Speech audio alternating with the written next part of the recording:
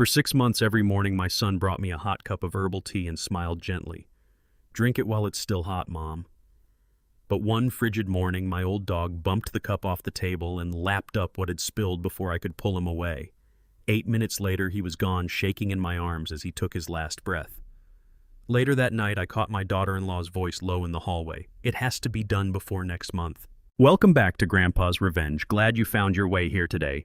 If this is your first time, tap that subscribe button so the next story finds you when it arrives. Before we go any further, I want to hear from you. Is this your first story with us, or have you been here a while? Drop a word in the comments. It means more than you know. One quick note. Some elements of this story have been shaped for the audio experience, and any resemblance to specific real people or events is purely coincidental. What matters most is the truth at the heart of it. I was out on the wooden porch at 6:45 that Monday morning in November, watching the mist settle low across my 4.2 acres of Tennessee hill country land. The air had that clean, cold bite the way mornings do before the sun finally pushes through. Pepper, my 11-year-old beagle gray, creeping in around his muzzle, lay at my feet with his tail thumping a slow rhythm against the planks. I had my own cup of chamomile, brewed it myself, same as I'd done every single morning for 40 years. Then Spencer appeared.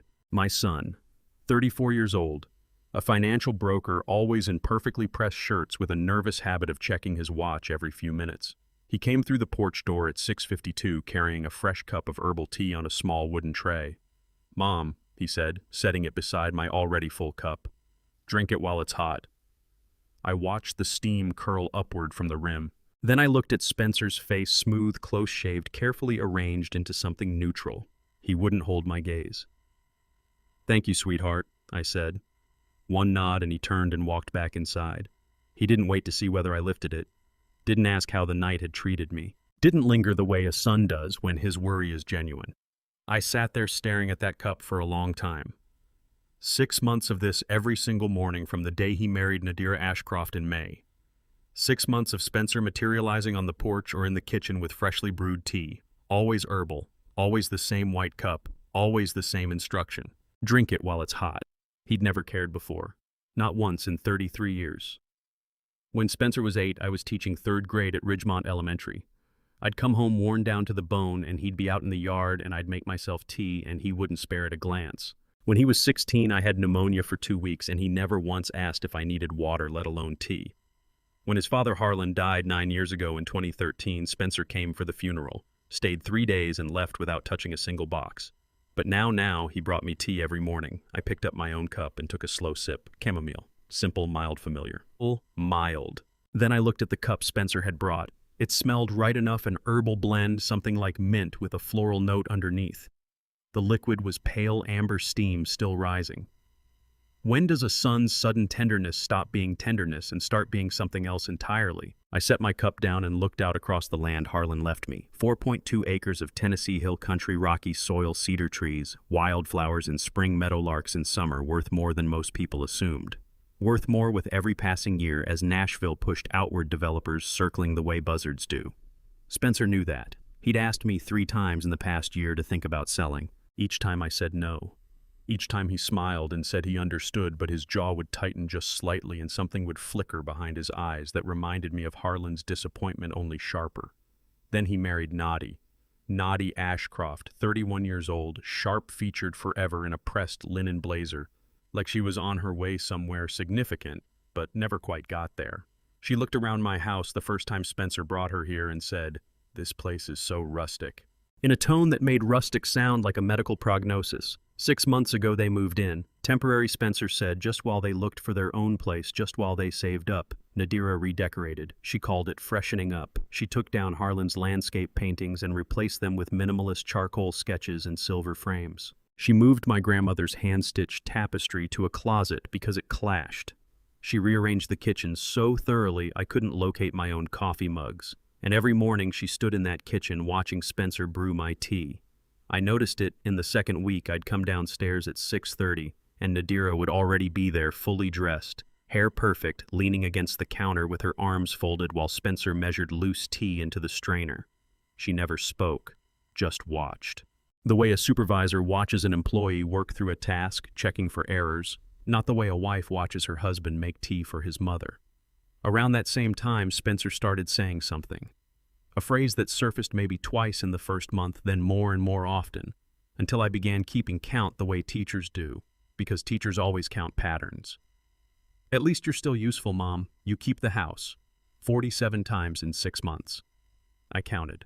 I always count. In the beginning, I thought he meant it warmly. At least you're contributing. At least you're not a burden. But by the 20th time, I could hear the thing underneath what he wasn't saying.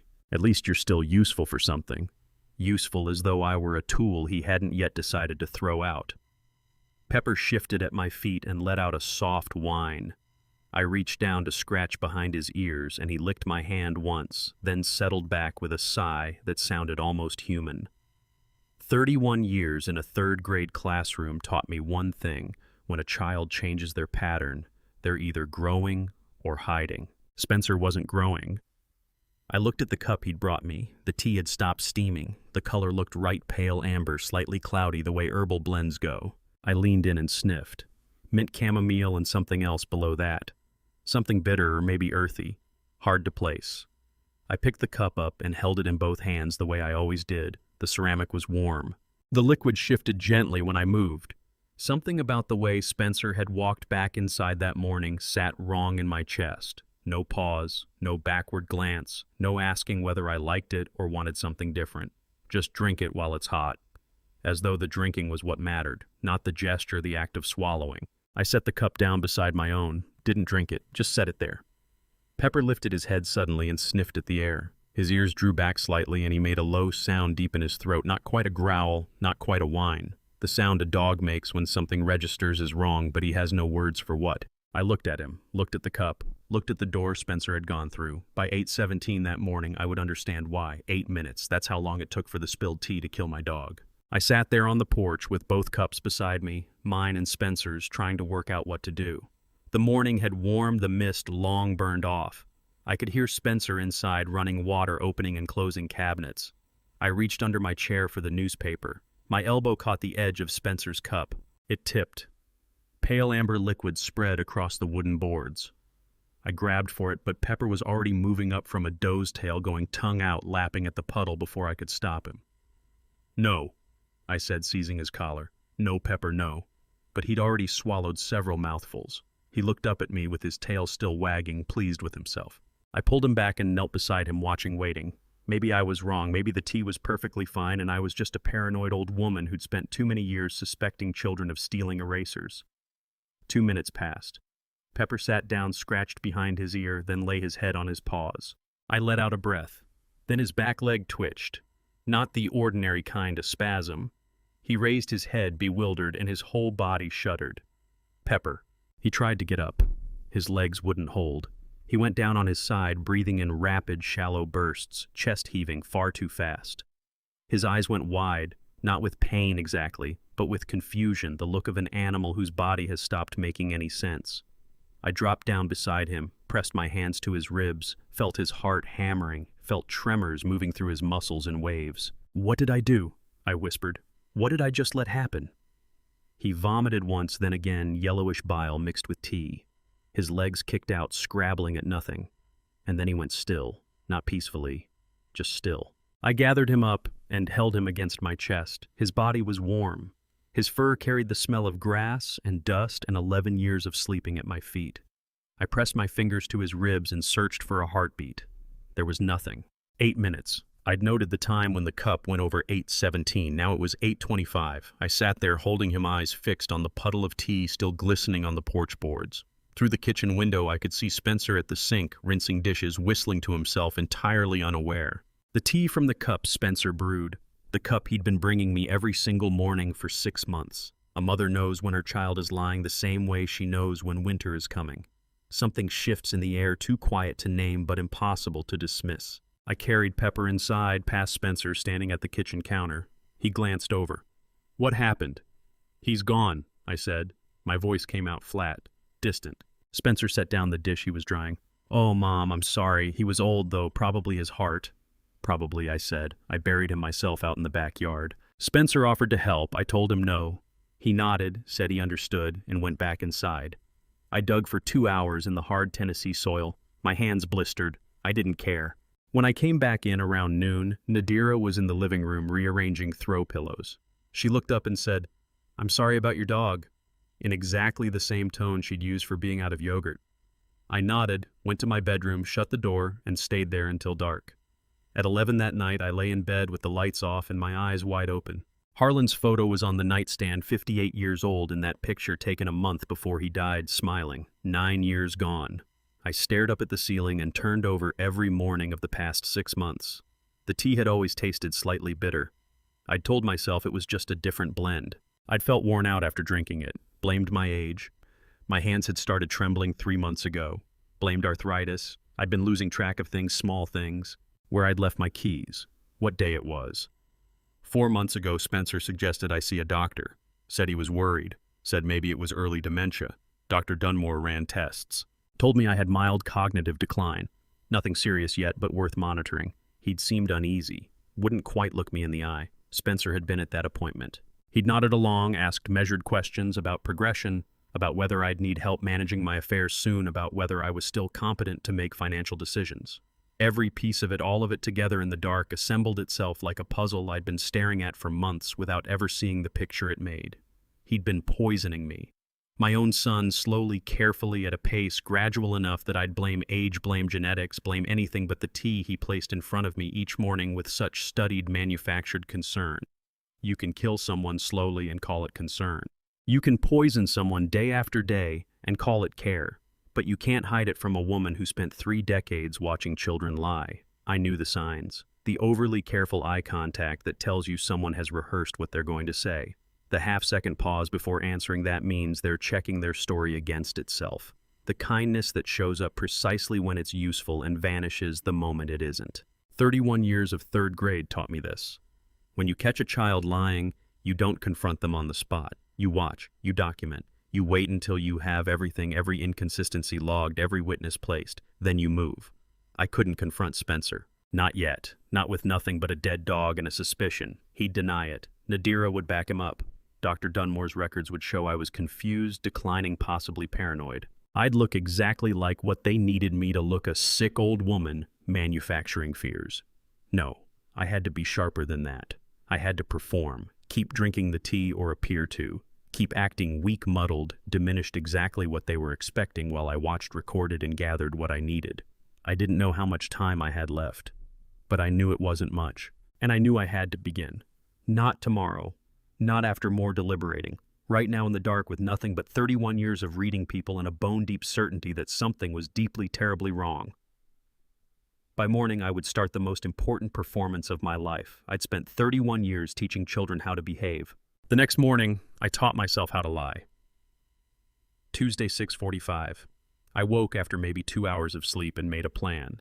Act weaker, more confused. Never actually drink the tea, pour it out when no one was looking. Watch, record, keep track of everything. I dressed slowly, deliberately, fumbling with buttons. Walked into the kitchen at 6:50. Spencer was there, pulling his suit jacket on. Nadira Ashcroft stood at the counter, scrolling her phone. 31 years old, sharp-featured in a pressed linen blazer. She'd been Spencer's wife for 6 months. In that time, she'd moved through my kitchen with the ease of someone who had long since decided it was hers. She glanced up when I came in, took stock of me, went back to her phone. Spencer turned from the counter carrying the white cup. "Morning, Mom," he said, placing it on the table. "Your tea." "Thank you, sweetheart," I said. I sat down. There was an empty space near my feet where Pepper used to lie. The absence of him was so loud it hurt. I picked up the spoon beside my coffee cup and let my hand tremble just enough that it rattled against the ceramic. Nadi's eyes cut toward me, held for 3 seconds, returned to her phone. "Spencer," I said, keeping my voice uncertain. "Remind me, who was that man we saw at the grocery store, the one with the truck?" Spencer paused, looked at me with concern that might once have been real, but now felt rehearsed. "Mom, that was Gene, our neighbor. You've known him 9 years. "Oh," I said, and let my face fall. "Of course, Gene, I knew that." Nadi looked up. This time her gaze stayed longer. She glanced at Spencer. He met her eyes. That look lasted maybe 2 seconds, but it said everything. Satisfaction, confirmation. The quiet signal passing between two people whose plan was unfolding exactly as they'd designed it. They believed I was getting worse. They had no idea I was watching them watch me. "I need to get to work," Spencer said, picking up his briefcase.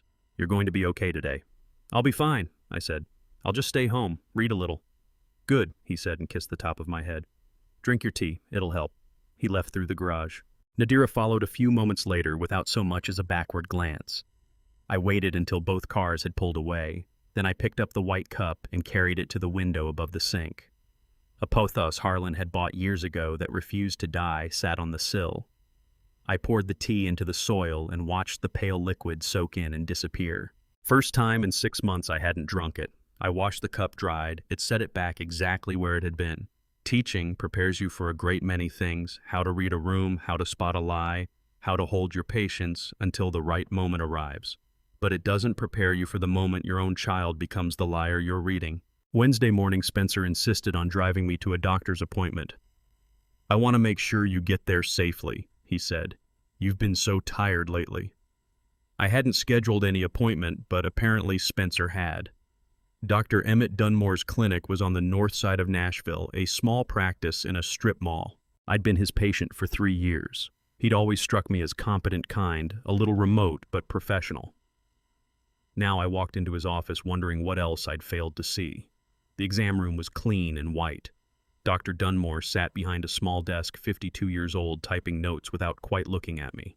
A photograph sat prominently beside his monitor, a young woman in a white medical school coat smiling in front of a university building. Spencer sat in the chair beside me. That was new. I used to come to these appointments alone. "Mrs. Callahan," Dr. Dunmore said, glancing at his screen. "How have you been feeling?" "Tired," I said. I let my voice go soft, uncertain. "Confused, sometimes." He nodded and typed. "Can you tell me what year it is?" 2000 and... I trailed off, let uncertainty settle across my face. 1415. "It's 2022, Spencer said quietly. Dr. Dunmore typed faster, still not looking at me. "And the season?" "Spring," I said. It was November. More typing. "Your address?" I gave him the old address from 20 years ago. Spencer shifted in the chair beside me. I could feel his satisfaction coming off him like warmth from a radiator. Dr. Dunmore's phone buzzed. "Spencer, could you step outside for a moment? I need to do a brief physical examination." Spencer hesitated, then nodded and left.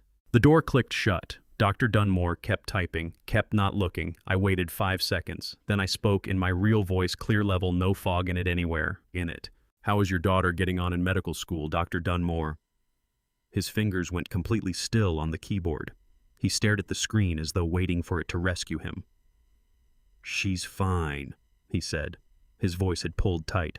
"Medical school is expensive," I said. "Especially somewhere like Vanderbilt. Must be a strain on a small practice income." He turned and looked at me then. Really looked. And I could see it plainly on his face, the guilt, the fear, the cornered desperation of a man who'd made a deal he had no way of undoing. "I don't know what you're implying," he said. I'm not implying anything," I said. "I'm only noting that medical school is expensive, and I'm curious who's been helping you cover it." "How do you know who to trust when the very people charged with protecting you, your son, your doctor, are the ones trying to destroy you?" The door opened. Spencer pushed back through the door.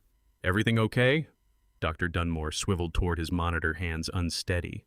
"We're fine," he said. "I'll have my notes written up and forwarded to you both. Mrs. Callahan, my recommendation is that we step up the monitoring. It may be worth arranging for someone to be with you around the clock." "Absolutely," Spencer said. "Whatever you feel is necessary." The ride home was quiet. Spencer kept his eyes on the road. I kept mine there too, turning one question over in my mind: how far had she already reached into my life? The doctor wasn't the end of it. He was the entry point. I would learn that sooner than I expected. $120 million. That was the figure my son had decided my life was worth sacrificing for. I had no idea yet when I stepped into the kitchen Thursday afternoon and spotted Eldon standing at the property line, a bottle of lemonade in one hand and a manila folder tucked under his arm. Eldon Pickett was 71, a retired real estate attorney, silver-haired, reading glasses suspended from a chain at his chest. 18 years my neighbor. Harlan used to sit with him over coffee every Saturday morning without fail. I pushed out the back door. "Eldon," I said. He held the folder toward me, no preamble. "You have to look at this. City planning documents, zoning maps, rezoning proposals, every page stamped with official Nashville seals, every date falling within the past 3 months.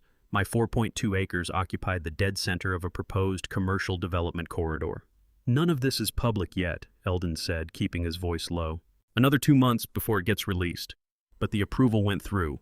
Rezoning happens in 14 months. I studied the map, my land circled in red. What's that translate to? Eldon tapped a figure printed in the lower corner. Current assessed value $250,000. Post-rezoning $120 million. The ground shifted under me.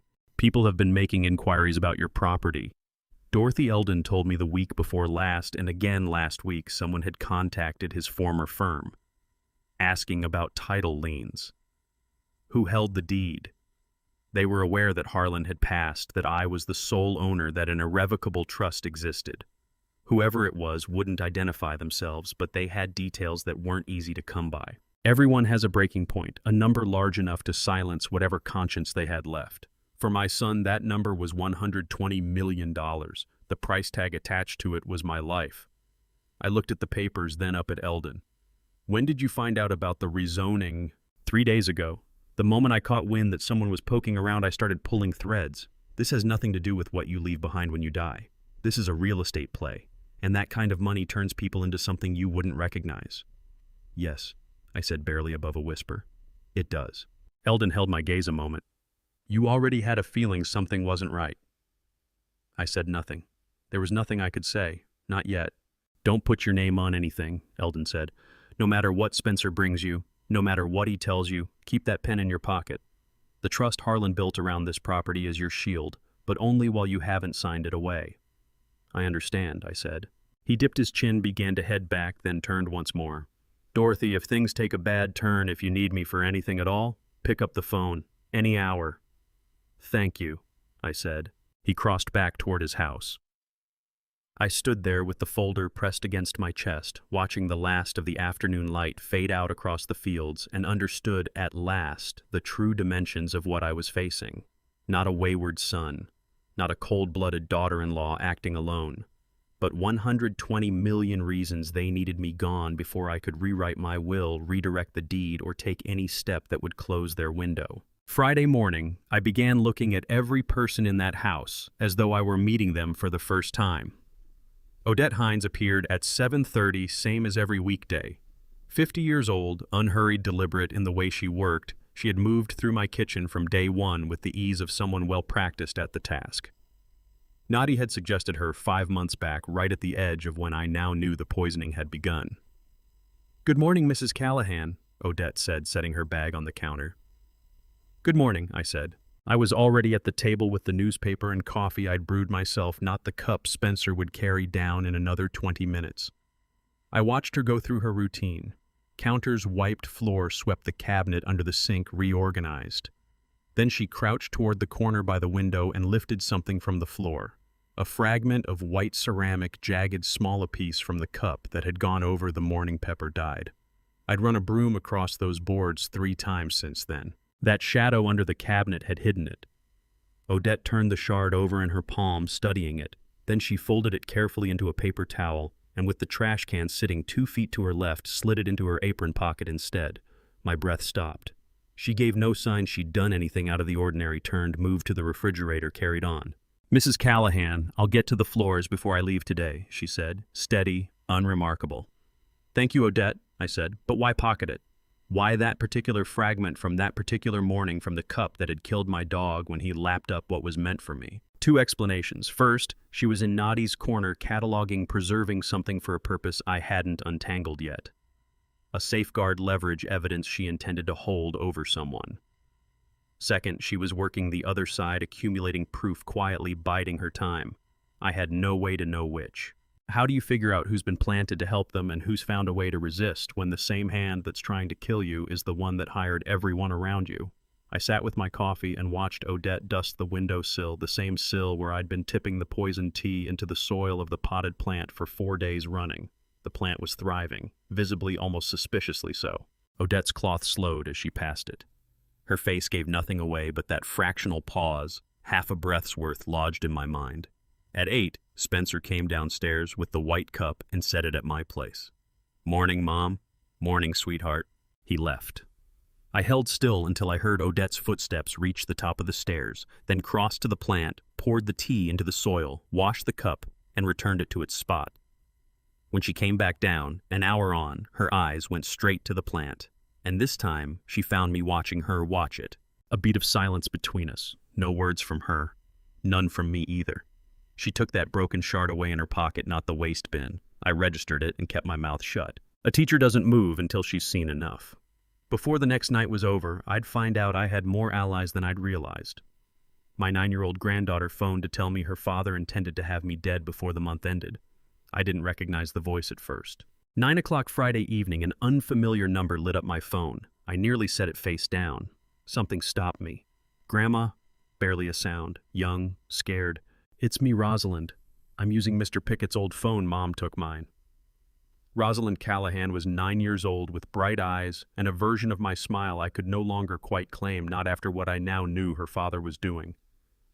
She lived 3 miles away in a new subdivision off the highway with Spencer and Nadira. 2 weeks since I'd last seen her. "Are you all right, sweetheart?" I asked. "I heard something," she whispered. "Last night. Their bedroom is right next to mine and the walls don't block much." She'd heard her father's voice. My chest went tight. "Tell me." "Dad said it had to be done before next month. Mom said, 'Don't you dare mess this up.' They weren't shouting, but they were fighting. Before next month. 2 weeks, give or take, maybe fewer." "Was there anything else?" I kept my voice level and soft, the register I used to save for the children in my class who came in frightened. "No, I pulled my pillow down over my ears after that. But Grandma, the way Mom watches you sometimes, like she's counting down to something." "I know, sweetheart. Are you holding up all right? You always look worn out when we see you lately." I shut my eyes. "I'm fine. Calling me was exactly the right thing to do. Mr. Pickett gave me this phone a while ago. He said if Mom and Dad ever made it so I couldn't reach you on my own to use this one. He said it wouldn't show up anywhere they'd look." Eldon. Clear-headed, careful Eldon. "Thank you for this," I told her. "Now close your eyes. Your grandma is going to be fine. You promise?" "I promise." The line went quiet. I sat on the edge of the bed, the phone resting in both hands. And for the first time since Pepper died in my arms, I wept. Some grief has no real name for it, the particular ache of watching your grandchild become your lookout. Because her own father is the threat of knowing that the collision between her innocence and the ugliness of grown people meant she was already changed and you hadn't been able to stop it. Saturday morning at 10, I was in Roberta Vane's office on the 14th floor, a downtown building with windows that looked out over the Nashville riverfront. Roberta was 58, a wills and estate attorney. Her office was orderly in the way only a true practitioner's is, metal filing cabinets ranked along every wall, the kind that looked as if they'd stood there since the 80s. She had been holding Harlan's sealed envelope for 9 years, waiting for a day just like this one. "Harlan set up the Irrevocable Living Trust in 2011, Roberta said, fanning a stack of documents across her desk 2 years before he passed. "The house and the land are held inside it. You're the sole beneficiary." I already knew that, I told her. "What you may not know is that Eldon Pickett serves as the independent co-trustee." I looked up. Eldon Harlan had insisted. He wanted someone outside the family, someone who couldn't be leaned on or pushed around, someone with real legal standing. Roberta slid a page toward me. I recognized Harlan's signature along the bottom. "What does that actually mean?" I asked. "It means no one can force a sale without the notarized signatures of both you and Eldon. Yours alone isn't enough. Even if someone held power of attorney over you, even if you were ruled incompetent, even if every medical and financial record on paper said you consented to sell without Eldon's independent review and signature, the trust cannot be dissolved." Something shifted in the room. "He built a fortress," I said, barely above a whisper. "Yes, he did. And he told me why." Roberta reached into her desk drawer and produced a sealed manila envelope, my name written on the front in Harlan's hand. Careful lettering slanting right the way it always did. "He left this with me in 2011. Roberta said her instructions were to hand it over when I needed to protect myself. He was very precise about that phrase, when she needs to protect herself." I took the envelope. The paper had gone slightly yellow, 9 years old, sealed with tape that had gone brittle along the edges. "He knew," I said. "Harlan knew something like this might come." "He didn't say exactly what he feared might happen," Roberta said carefully, "but he was absolutely certain you might need protection one day, from whom he didn't name." He only said I'd recognize the moment when it arrived. And when Eldon called me Thursday to say someone was making inquiries about your land and that he was worried, I knew. I sat there cradling the envelope, feeling Harlan's presence fill that office 9 years gone, and still standing watch over me. There's more, Roberta added. The trust contains a provision if you die before voluntarily transferring the property ownership passes to a charitable foundation Harlan established, not to Spencer, not to any heir to the foundation, which means even if Spencer inherits everything else, he can't lay a finger on the land. Some people leave behind photographs and warm memories when they go. Harlan left a fortress assembled from legal paperwork and foresight protection that reached forward from beyond the grave to shield the woman he'd loved for 40 years. Thank you, I said. Roberta gave a slow nod. Harlan was a good man, and he was very, very deliberate when it came to keeping you safe. I drove home with the envelope resting in my lap. Had to pull over twice because my eyes blurred with tears. Not sad ones, grateful ones. The kind that surface when you understand you aren't as alone as you'd believed. Harlan had known. Maybe not the particulars. Maybe not that it would be Spencer and Noddy. Maybe not that they'd choose poison, but he'd known that something might come for me. He'd known I might need a lifeline, and he'd built protections designed to outlast his own life. That evening, I set the envelope on my nightstand, sat on the edge of the bed, and studied Harlan's handwriting, careful, slanting, right the way it always had been. He'd known something might happen. He'd prepared for it. I slept better that night than I had in weeks. By Sunday morning, I would open it and discover just how much Harlan had truly known.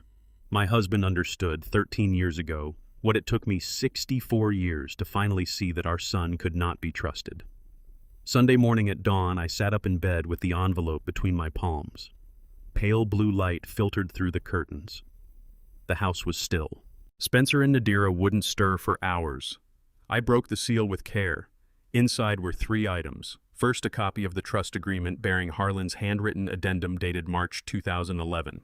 The addendum required Eldon Pickett's notarized co-signature for any property transfer, sale, or title change. Harlan's handwriting crowded the margins with notes: independent verification, dual authorization, protection against coercion. Second, Eldon's phone number on a small card with a note in Harlan's hand. He was witness. He knows everything. Third, a letter, 2 pages. Harlan's careful script slanting right the way it always did. I unfolded it with trembling hands. Dorothy, it began. If you're reading this, I was probably right about Spencer, and I hope to God I wasn't. I stopped. Read that line again. Let it settle. Harlan hadn't suspected. He had known. The letter went on, I've watched our son for 30 years, and I've seen something in him that breaks my heart. He needs things too badly. Money, status, approval. He needs them the way other people need air, and people who need things that desperately will do desperate things to get them. I built this trust to protect you, not from strangers, not from accidents, from Spencer. Because I believe, and I pray I'm wrong, that if the numbers get big enough, if the pressure gets strong enough, he'll choose the money over you. Eldon knows everything. He helped me structure the trust specifically so Spencer can't pressure you, coerce you, or forge your signature to take the land. Even if you wanted to sell, even if you signed every document they placed in front of you, Eldon's independent signature is required. Without it, the trust stands. Trust Eldon. Trust Roberta. And trust yourself. You always read people better than you gave yourself credit for. I love you. I'm sorry I had to write this. I'm sorry I couldn't protect you better while I was alive. Love, Harlan. I read it 3 times. Then I folded it back, carefully returned everything to the envelope, and locked it in my bedside drawer. I lay looking up at the ceiling, at the space where Harlan used to be. You were right, I whispered. Then, but I've got it, Harlan. I've got it from here. Some people write love letters to their spouses. Harlan wrote legal documents, trust agreements, and protective clauses that spelled out I love you in the only language that would still matter after he was gone. At 11 that morning, I was seated in Eldon's kitchen drinking coffee in a wash of November sunlight. His house was smaller than mine, tidy, lined with books. He'd brewed the coffee himself, strong and black, exactly the way Harlan used to take it. Harlan asked me to serve as co-trustee in 2011, Eldon said. We'd been business partners for years, real estate law mostly. I helped him structure dozens of trusts, but this one felt different from the start. He told me his reasons. He didn't usually explain himself, but this time he sat right where you're sitting and said, Spencer has always needed things too badly. That's a dangerous quality in a son. I set my coffee cup down slowly. Harlan tried. Eldon continued. He tried to teach Spencer about patience, about earning things, about being content with enough. But some people are wired another way, always reaching, always certain the next thing will finally fill the hole. Always reaching for more. When did Harlan know for certain? 18 years ago, 2004. Eldon rose from his chair, crossed to a filing cabinet in the corner, pulled out a folder, and laid it on the table between us. An Atlanta investor named Rutledge Ashcroft had approached Harlan about buying this land, offering well above market value. No explanation, just said he was assembling Tennessee Hill Country properties for future development. I stared at the name. Ashcroft. Harlan refused, Eldon said. Told Rutledge this land belonged to whoever would come after them, that it wasn't for sale at any price. Rutledge didn't accept that gracefully. He kept calling, kept raising the offer. Harlan finally warned him that one more contact would mean harassment charges, and that was 18 years ago. Yes, Harlan never let it go. And when the commercial rezoning plans started circulating 3 years ago, Rutledge's name came back to me. I began looking into him. He's a significant developer now. Atlanta-based, specializes in commercial land acquisitions near expanding cities. Eldon paused and looked directly at me. 6 months ago, I attended Spencer's wedding and met his new wife, Nadi, beautiful woman, charming.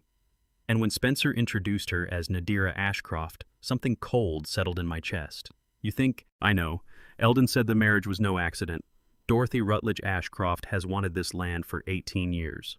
And when Harlan died and the commercial rezoning became a certainty, he found another route to it through Spencer, through Nadi, who I'd wager is Rutledge's sister, daughter, or niece.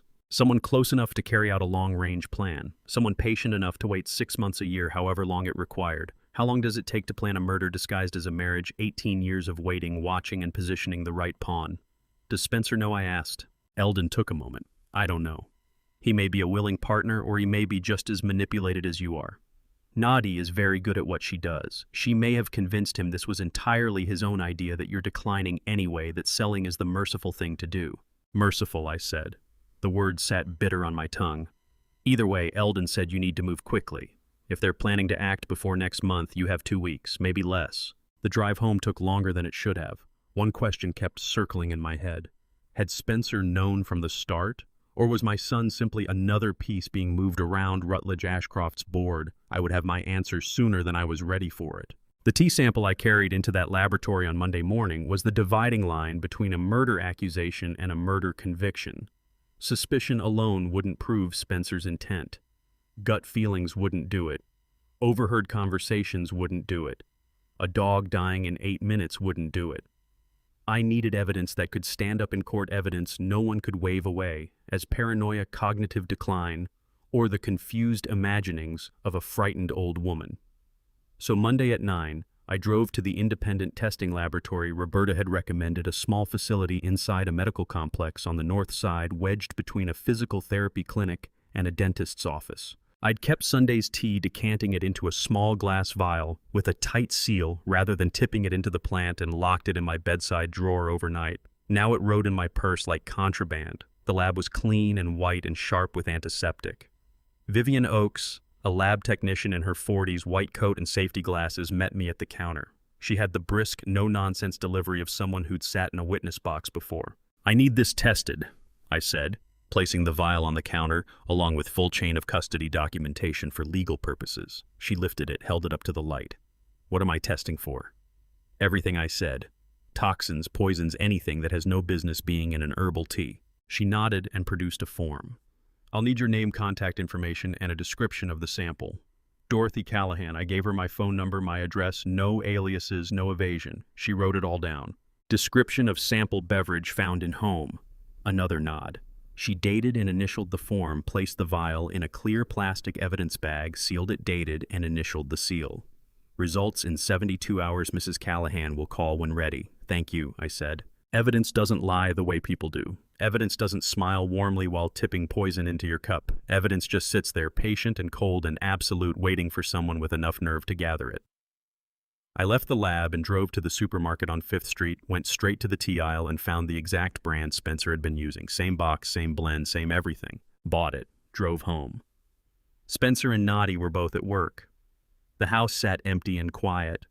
I went to the kitchen, opened the cabinet where the tin lived, pulled it out, then opened the new box and transferred the contents into an identical container I'd picked up at the craft store weeks before. Tossed the old tin, the one that had held poison for months, in a neighbor's trash bin 3 houses down. Set the new tin exactly where the old one had been. Same spot, same angle, nothing out of place. Come Tuesday morning, Spencer would brew my tea from that tin, and I'd pour it into the plant pot the way I always did, but this time it would be nothing but tea. Just chamomile and mint and whatever harmless herbs the company blended together. Tuesday morning, I sat in my bedroom with the door closed and my old laptop open, searching for things I should have looked up 6 months ago. Valeridge Property Solutions, LLC. The shell company Eldon had mentioned most likely created to absorb the land purchase once I was gone. I found it in the Texas Business Registry, registered address in Atlanta. Registered agent Declan Ashcroft, that name Ashcroft again. Another family member. Another thread in the same web. Date of incorporation, April 2022. I stared at that date and read it 3 times to be certain I was seeing it right. April 2022. 7 months ago. Spencer and Nadi's wedding had been in May, 6 months ago. The company was formed 1 month before the ceremony. This wasn't opportunism. This wasn't Nadi meeting Spencer, sizing up his land and deciding to make a move. This was a plan. This was strategy. This was a conspiracy already in motion before they ever exchanged vows. They'd formed the company, then married, then moved in, then started poisoning me. Everything on schedule, everything deliberate. A car pulled into the driveway. Nadira's car. She wasn't due home for hours. I shut the laptop, set it on the nightstand, stretched out on the bed, and closed my eyes. Slowed my breathing down to something long and steady like sleep. Footsteps in the house, the front door.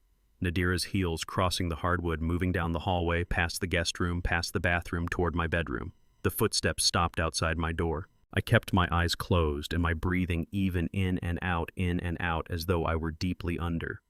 A pause long enough that I could feel her standing there, her attention pressed against the door, turning something over in her mind. Then the footsteps moved on down the hall into the master bedroom. Door closing. I lay still, not moving, not opening my eyes, not reaching for the laptop. Just listening to my own heartbeat and turning that date over in my mind. 7 months ago, a shell company. 6 months ago, a wedding. 5 months ago, the first cup of poison tea. Everything on schedule. How long had they been planning this? How many meetings in Atlanta? How many sessions spent deciding which tea blend to use? Which dosage would be slow enough to pass for natural decline? Which doctor could be leaned on to alter records? How many times had Nadira smiled at me across the dinner table, while quietly calculating how much time I had left? And Spencer, my son, had he been in it from the start, or had Nadi fed him the story one piece at a time, persuaded him it was a kindness, persuaded him I was fading anyway, persuaded him the money was simply his by right? I wanted to believe he'd been worked over, wanted to believe my son, the boy who used to bring me dandelions from the yard when he was 6, was not capable of planning his mother's murder in cold blood. But the company had been incorporated a month before the wedding, and Spencer had signed the marriage license, knowing what was coming. I lay there with my eyes shut, listening to Nadi's footsteps pause outside my door. That pause. Then they moved on. The company was founded before the wedding. That single fact settled in my chest like a stone. By Wednesday afternoon, I would discover I wasn't the only one Nadira had trapped. Declan Ashcroft arrived at the diner 9 minutes late, and before he even sat down, I could see it his sister had him cornered the same way she had me. Wednesday afternoon, I'd learned I wasn't the only one Nadira had ensnared. So Tuesday at 2, I sat at a small table in the corner diner near the courthouse and waited for her younger brother to walk through the door. Declan was 28 nominal owner of Valeridge Property Solutions, LLC, according to state records. And the moment he came in, I could read the fear on him. His hands had a slight tremor. His eyes swept the room before settling on me. He looked like a man who had only just grasped that he'd been positioned as the ideal scapegoat for a murder conspiracy. He sat down without ordering anything. "Mrs. Callahan," he said. "Declan." I pushed a folder across the table. "I thought you should see what your sister has put together." He opened it. Inside were copies of the Valeridge LLC incorporation documents, with his name front and center, and beneath those a photo I'd taken of a draft email on Nadira's laptop. I'd come across it one afternoon when she'd left her computer open in the living room. The email was addressed to a Veal family attorney. Subject line statement regarding recent events. The body laid out a careful story, Spencer had been acting alone. Nutty had no idea what he was doing to his mother. She'd been horrified when she found out. As for the financial side, the shell company, the planned land acquisition, that had all been Declan. Her brother had operated alone. She had merely signed documents he'd placed in front of her without reading them closely. Declan read it twice. His face went the color of ash. "She was going to put it all on me," he said very quietly. "All of it," I confirmed. "The poisoning lands on Spencer. The financial fraud lands on you." Noddy walks away untouched. He put his face in his hands. "I didn't know she'd go this far." "But you knew she'd go somewhere," I said. He looked up. "Rutledge wanted the land. Noddy said she'd take care of it. I set up the company because she asked me to. I didn't." "I didn't think she meant poison," I said. "You didn't think she meant poison. Siblings are supposed to be allies shaped in the same fire. Nadira and Declan had been shaped in the same fire. It just turned out one of them was holding the match and the other was the kindling." "What do you want?" Declan asked. "Your testimony. Full cooperation. Everything you know about Rutledge's plan, Nadira's involvement when it started, how it was supposed to end. And if I don't, then Nadira's email becomes reality. You absorb all of it. Financial fraud conspiracy may be accessory to attempted murder depending on what you knew and when you knew it." A long silence stretched between us. "What's in it for me?" he finally said. "My attorney will reach out with an immunity agreement on the table. Full cooperation on your end. Honest testimony when the time comes. You come out the other side of this. Who's your attorney? Roberta Vane. Expect her call tomorrow morning. Stay reachable." I pushed back my chair, left $25 on the table for both our coffees, and walked out without a second glance. Wednesday morning at 9 o'clock, I was parked outside the laboratory, engine off. I'd been there since 6, watching a cold, sharp sunrise break over Nashville, sitting with the weight of what I was waiting for. Vivian Oakes came through the door at 9:05 with a manila envelope tucked under her arm. She spotted me through the windshield and headed over. I lowered the window. "Mrs. Callahan, she said I was just about to phone you. I was nearby." A lie. She held out the envelope. "Aconitine extracted from monk's hood, Aconitum napellus. Grows all over Tennessee as an ornamental, delicate purple blooms. Deadly in the extreme." I unfolded the report inside. 2 pages, chemical breakdown, concentration measurements, testing methodology, typed official airtight. Vivian's tone had shifted into something practiced and precise, the register of a woman who'd sat across from lawyers before. "Small repeated doses will produce exactly what you experienced," she said. "Tremors, exhaustion, cognitive fog, difficulty holding a thought, symptoms that any physician could mistake for age. A sufficiently large single dose stops the heart." I held those pages and let that land. This was actual. This was documented. This was what had been going into my cup morning after morning for 6 months. "The concentration levels tell me this was no accident," Vivian added. "Not a stray contaminant. Someone put this there deliberately." "Thank you," I managed. She dipped her head, took a step toward the building, then stopped and turned. "Mrs. Callahan, the chain of custody paperwork is all in there. Time-stamped, countersigned, every step accounted for. Courtroom ready." "Thank you," I said a second time. She went back inside. I didn't move, just sat behind the wheel envelope resting in my lap. Suspicion is a private torment. You can carry it for months, the dread, the certainty, no one will believe you, the loneliness of knowing and not being able to prove it. But a laboratory report with a Latin compound name and an unbroken chain of signatures turns suspicion into something prosecutors can hold. Now it was evidence. Now it was proof. Now it had weight. I rang Roberta. 2 rings, then her voice. "Dorothy, I have the results," I told her. "Confirmed poisoning aconitine from monkshood. Administered deliberately over at least 6 months. Chain of custody documentation intact throughout." A pause. I could picture her at her desk going still. "Dorothy, I need your full attention right now. What we have here is criminal, not civil. This crosses into criminal territory. I have to bring in the Nashville Police Department Financial Crimes and Elder Abuse Division. Are you prepared for that step?" "Make the call," I said. Another beat of quiet. "All right," she said. "I'll get in touch with Detective Nora Braddock. Elder abuse is her jurisdiction. She's thorough, and she doesn't let things go. My guess is she'll want to sit down with you today, or first thing tomorrow. Can you be available?" "Yes." "Don't say a word to Spencer or Noddy. Nothing that signals you know anything. Keep the routine going. Can you hold that?" "I've been holding it for weeks." "Good. I'll be back to you within the hour." The line went dead. I remained in that parking lot, the envelope pressed between my palms. Evidence. Proof.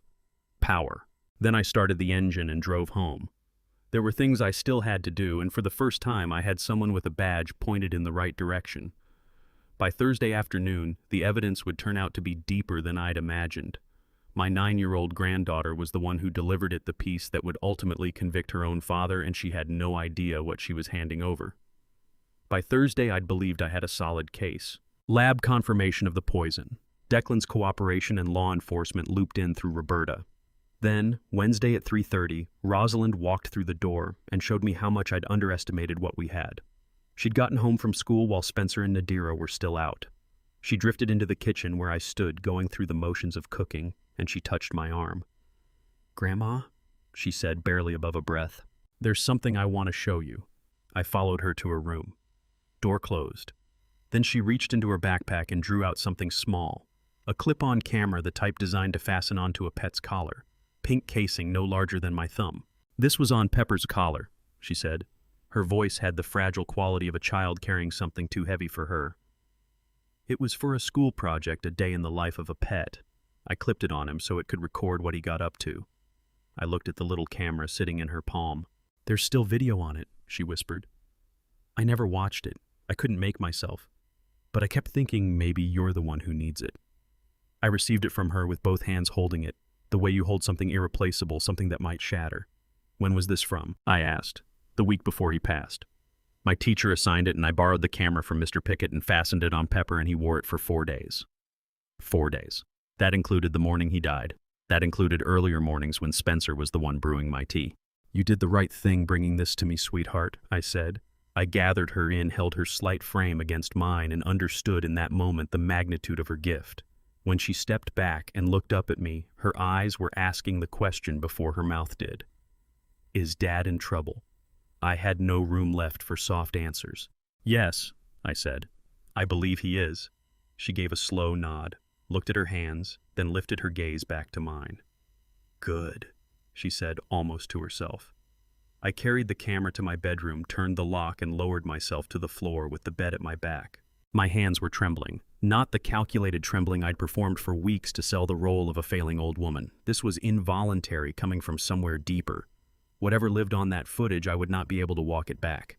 But I already understood before I touched the play button that it would be more than enough.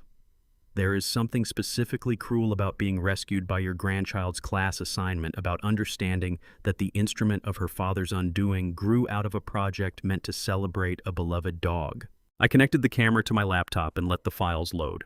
4 days recorded from Pepper's vantage point close to the floor, unsteady, mostly baseboards and chair legs, and the rhythmic movement of his own paws. I moved through the footage until I reached the kitchen, the mornings, the 3 segments that changed everything. The first showed Spencer at dawn, Pepper at his feet, the lens tilting upward toward Spencer's torso and face, Spencer's hand going into his coat pocket. Emerging with a small glass vial cap, removed 3 drops, measured into the waiting cup cap, replaced vial, returned to his pocket, his expression unhurried, his face unobscured. No attempt at concealment. Just my son adding poison to my morning tea with the ease of a man who'd done it many times before. The second clip was 2 days on same room, same camera angle, but now Nadira stood in the doorway. Spencer held the vial. Nadi's voice came through. I turned the volume up. "Not too much, we need it gradual." Spencer drew back, put 2 drops in rather than 3. Nadi watched until he finished, gave a single approving nod, and left the frame. Her words, her plan, her control. The third clip, the morning Pepper died. November 11th. The timestamp confirmed it. Spencer at the stove preparing my cup, Nadira visible in the hall beyond. Spencer's eyes finding hers. She raised her fingers. 4. He pressed 4 drops from the vial. Then he carried the cup outside and set it in front of me. I knocked it over. Pepper got to it before I could stop him. 8 minutes later, he was gone, his last breath taken in my arms. All of it was there on the recording. All of it preserved on a pink camera a little girl had borrowed for a school assignment about her dog. I played the 3 clips again from the beginning, and again. The crying was finished. I'd passed through it somewhere during the second watch. What was left was clarity, cold and absolute and steady. Technology has no capacity for mercy or for forgetting. It simply captures and holds quiet as rock until someone with enough nerve sits down and confronts what the lens witnessed. I picked up my phone and called Roberta. First ring, she was there.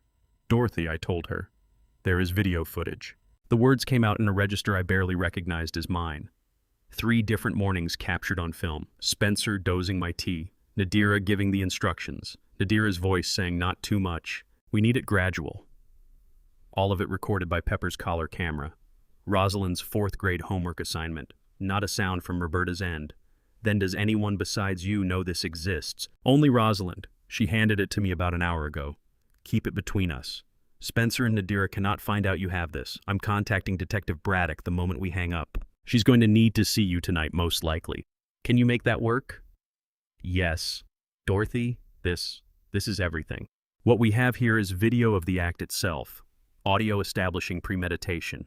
Both of them on screen identifiable. This goes far beyond attempted murder now. This is conspiracy to commit. This is elder abuse. This is..." Her voice stopped. I listened to her breathe. "This is everything," she said once more. "I know," I said. What's coming next is the moment I stopped wondering and started knowing, and once you know something like that, there's no going back. Before we get there, tell me if you suspected someone close to you was working against you. Would you confront them directly, or would you gather every piece of proof first and say nothing? "I'll phone you back in 10 minutes. She was gone. I sat on my bedroom floor holding that little pink camera, my mind on Rosalind, on her asking whether her father was in trouble, on her saying good when I told her yes. Thinking about what it means when a child of 9 already grasps that sometimes doing the right thing means turning in someone you love.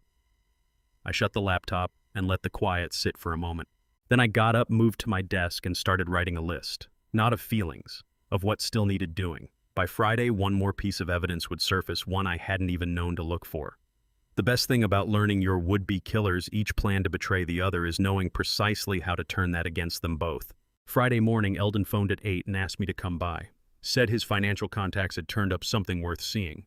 So at 9, I was at his kitchen table with a cup of coffee looking at what Spencer had believed was buried. "Private savings account," Eldon said, pushing a printed statement toward me. "Knoxville Credit Union. Nothing connecting it to his other accounts. Nothing bearing Nadira's name." I looked at the figures. Account opened in July, 4 months ago. Current balance $47,000. "Where did this come from?" I asked. "Small transfers out of his main account. 500 here, 1,000 there. Nothing large enough to draw scrutiny. Nothing Nadira would catch unless she was watching for it." I traced down the column of deposits, even methodical, accumulating quietly. "He's putting together an exit fund," Eldon said. "Once the land transfers, once the sale clears, he plans to run. Leave Nadi, leave all of it behind, take his share and vanish." I set the statement down with care and looked at Eldon. "So they're each planning to cut the other loose," I said. Eldon gave a slow nod. "Nadira has her email ready to pin everything on Spencer and Declan. Spencer has his escape account ready to abandon Nadi. Each one is convinced they're the clever one. Each one believes they're outmaneuvering the other."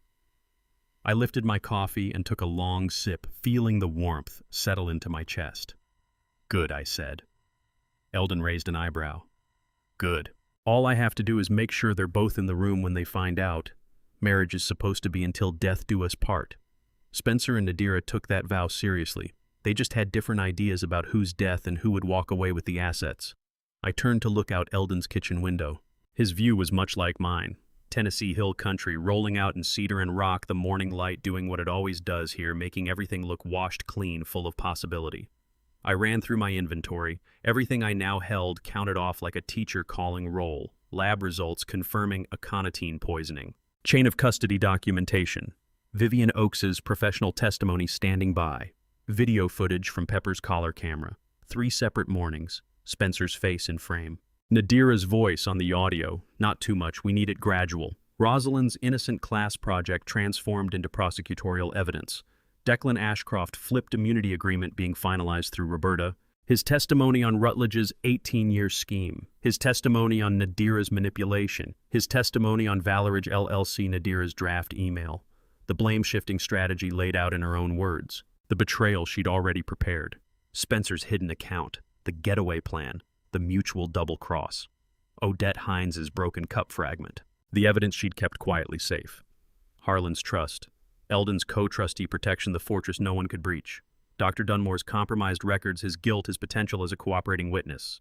Detective Nora Braddock, coordinated through Roberta official law enforcement, engaged elder abuse and financial crimes, both on the table. I had everything, not scattered pieces anymore, the whole picture. The full board, every piece accounted for, every move mapped to its consequence. "When are you going to do it?" Eldon asked. I turned from the window and looked at him. This man who had been Harlan's closest friend, who had been quietly protecting me before I even knew I needed it, who had constructed the legal structure that kept me alive long enough to fight back. "Soon," I said. Before the deadline, Rosalind overheard them say, before the end of the month, "I need everyone necessary in the same room at the same time."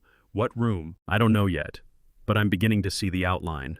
Eldon gave a measured nod. "You're going to make them expose one another. They've spent months lying to everyone around them," I said. "Now they're going to have to sit across from each other. Dorothy." Eldon's voice came carefully. "This has moved past being about justice alone, hasn't it?" I sat with that for a moment, thought about what I was building toward and what that said about me. "No," I admitted.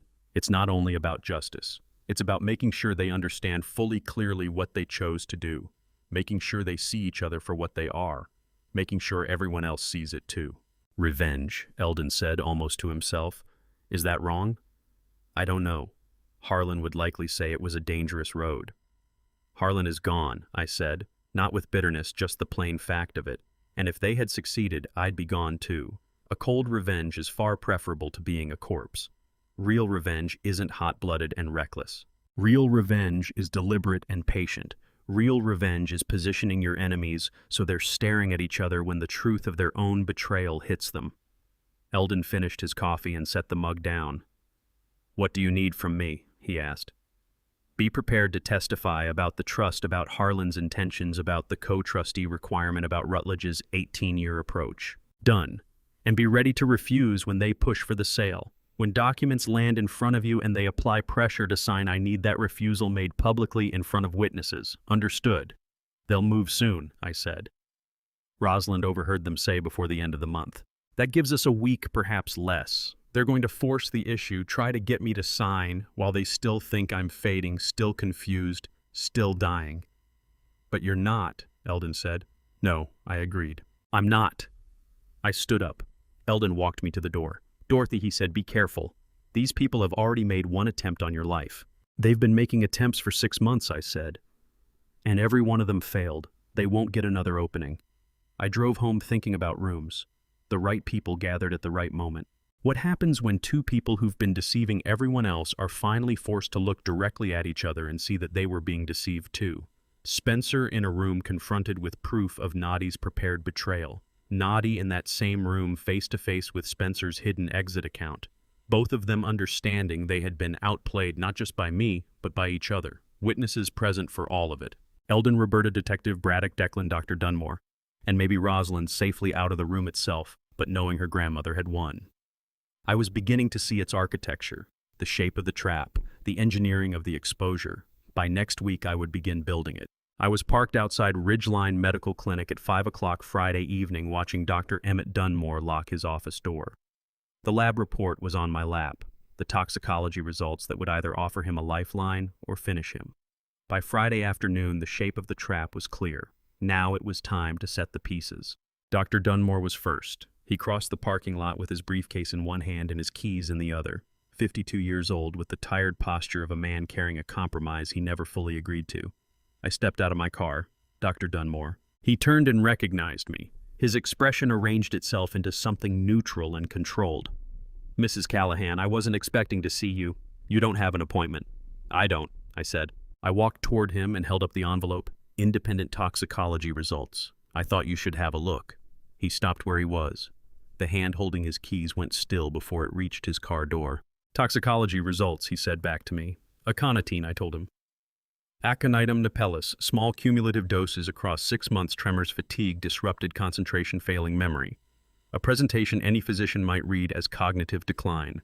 You diagnosed me with mild dementia 4 months ago, Dr. Dunmore, but my mind wasn't going. I was being poisoned." He looked at the envelope. He didn't reach for it. "Mrs. Callahan, I'm not here to threaten you," I said. My voice was steady and level, the same voice I once used with frightened children in a classroom. I came here to offer you a way forward. That reached him. His eyes came up to meet mine. A way forward. I know that Nadira applied pressure. I know she has been funding your daughter's medical education. I know you altered my records because you felt you had no other option. The hand with the keys had begun to tremble. But here is what I'm offering, I continued. You correct my medical records. You put on paper the pressure Nadira exerted. You cooperate fully with the police investigation. In return, I don't include you in the criminal complaint. You may face a licensing review, but you will not go to prison. And your daughter will complete her medical degree without ever learning that her father played a role in someone's attempted murder. A long quiet settled over the parking lot. The November dusk drew in around us. You would do that? He finally asked. You made a terrible choice, I said. I'm offering you the chance to make a better one. 1 week, Dr. Dunmore document everything. Then reach out to my attorney, Roberta Vane. She'll coordinate with Detective Braddock. I held out the envelope. He accepted it with unsteady hands. Why, he asked. Why offer me this at all? Because my granddaughter shouldn't have to watch her father go to prison by himself. She should see that some people, when the moment comes, choose to do the right thing. I noticed my own hands holding the lab report were perfectly still. 6 months of poison, and now my body was finally mine again. The trembling had left, the weakness had left. I was just myself, whole, recovered, and furious. Dr. Dunmore gave a slow nod. 1 week, he said. I'll contact Roberta Vane. Thank you, I said. I walked back to my car and drove home, giving him that brief window of relief before I stepped into the next battle. Nadi was waiting. I came through my front door at 6:30 to find the dining room set with intention. Good china crystal glasses, candles burning. Spencer and Nadi already at the table. Mom Spencer rose to his feet. I didn't expect you back yet. We're having a family dinner. How lovely, I said. I took my seat. Let them serve me. Let them fill a glass of wine I had no intention of touching. Let them fill the air with talk of work and weather and all the things that meant nothing. Dessert came at 8, pecan pie. Nadi cut 3 slices with surgical precision. Then she drew an envelope from beside her plate. Dorothy, she said. Her voice was warm, solicitous, a flawless performance of concern. Spencer and I have been so worried about you. The memory troubles the confusion. We feel it's time to put some protections in place. She pushed the envelope across the table to me. It's just a power of attorney, Spencer added quickly, so I can help manage things, handle bills, take care of paperwork, nothing drastic. I pulled out the documents and read them through without hurry, every word, every clause. The agreement handed Spencer complete control over my property, my medical decisions, my financial accounts, all of it. That signature would give him the legal means to finish what the poison started. It's purely a formality, Nadira said, for your own security. I set the papers down, picked up the pen, held it just above the signature line. Harlan had signed his estate documents in this very dining room, had trusted Nadi without reservation, had never once suspected she was already mapping his widow's end. I put the pen down unsigned. I'll need some time to consider it, I said. Nadira's smile pulled slightly at the edges. Dorothy, this is really quite standard. I'll need some time to consider it, I said again. I met her gaze directly. Nothing clouded in my eyes, no frailty, no performance, just me looking at her, making sure she could see exactly how clear my thinking was. The silence that followed spread across that table like a wire going taut. Spencer shifted in his chair, his eyes moving between us. Mother, he said. His voice had lost its footing. Perhaps we should revisit this when you're feeling more like yourself. I turned to look at him, at my son, at the man who'd been measuring drops of poison into my tea for 6 months. I have never felt more like myself than I do at this moment, I said. Nadira's teacup halted midway to her lips and hung there suspended. She understood. I could read it in her expression, the recognition, the recalculation. The victim she had counted on was gone. Someone else sat across the table now, and the game had shifted beneath her. The black SUV pulled in where Harlan's truck used to sit, and the man who climbed out looked over my land as if the deed were already in his name. Friday evening's dinner had dissolved in that frozen silence. Nadira's teacup still suspended my refusal, still hanging in the room like smoke that wouldn't clear. Spencer had driven Nadira back to their house. I'd gone to bed. Saturday morning I'd woken braced for consequences. They came at 11 o'clock. I was in the kitchen with my coffee when I heard the engine and looked out the window. The black SUV rolled into my front yard, not the driveway, the yard itself, and parked in the grass where Harlan used to leave his old pickup after work every evening. A man stepped out, Rutledge Ashcroft, Nadira's younger brother from Atlanta. I'd never laid eyes on him, but I had studied his face in the documents Eldon had shown me. Dark gray suit that likely cost more than most people's mortgage payment, expensive sunglasses, the unhurried confidence of a man who had rarely been refused anything. Noddy came out from the passenger side. I watched from the kitchen, staying well back in the shadow where they couldn't see me. Rutledge didn't glance at the house, didn't acknowledge the building where I lived. He walked the property line instead, pointing along the boundaries, gesturing as though drawing measurements in the air, pacing off distances, sizing up my 4.2 acres of hill country like he was already sketching blueprints. Noddy trailed behind him, nodding at whatever he said, directing his attention toward the back acre, toward the stretch with the finest views. Rutledge turned a slow circle, absorbing the full picture, calculating. Then his eyes swept toward the house, toward the kitchen window. I stepped back. Let the shadow cover me. My pulse hammered. I grabbed my phone and rang Eldon. He picked up on the first ring. "He's here," I said. "Rutledge Ashcroft in my front yard. Nadira brought him." Eldon went quiet for a beat. "Then they're moving to close," he said. His voice was grim. "When he comes out in person to look the land over, it means they're ready to make their final move."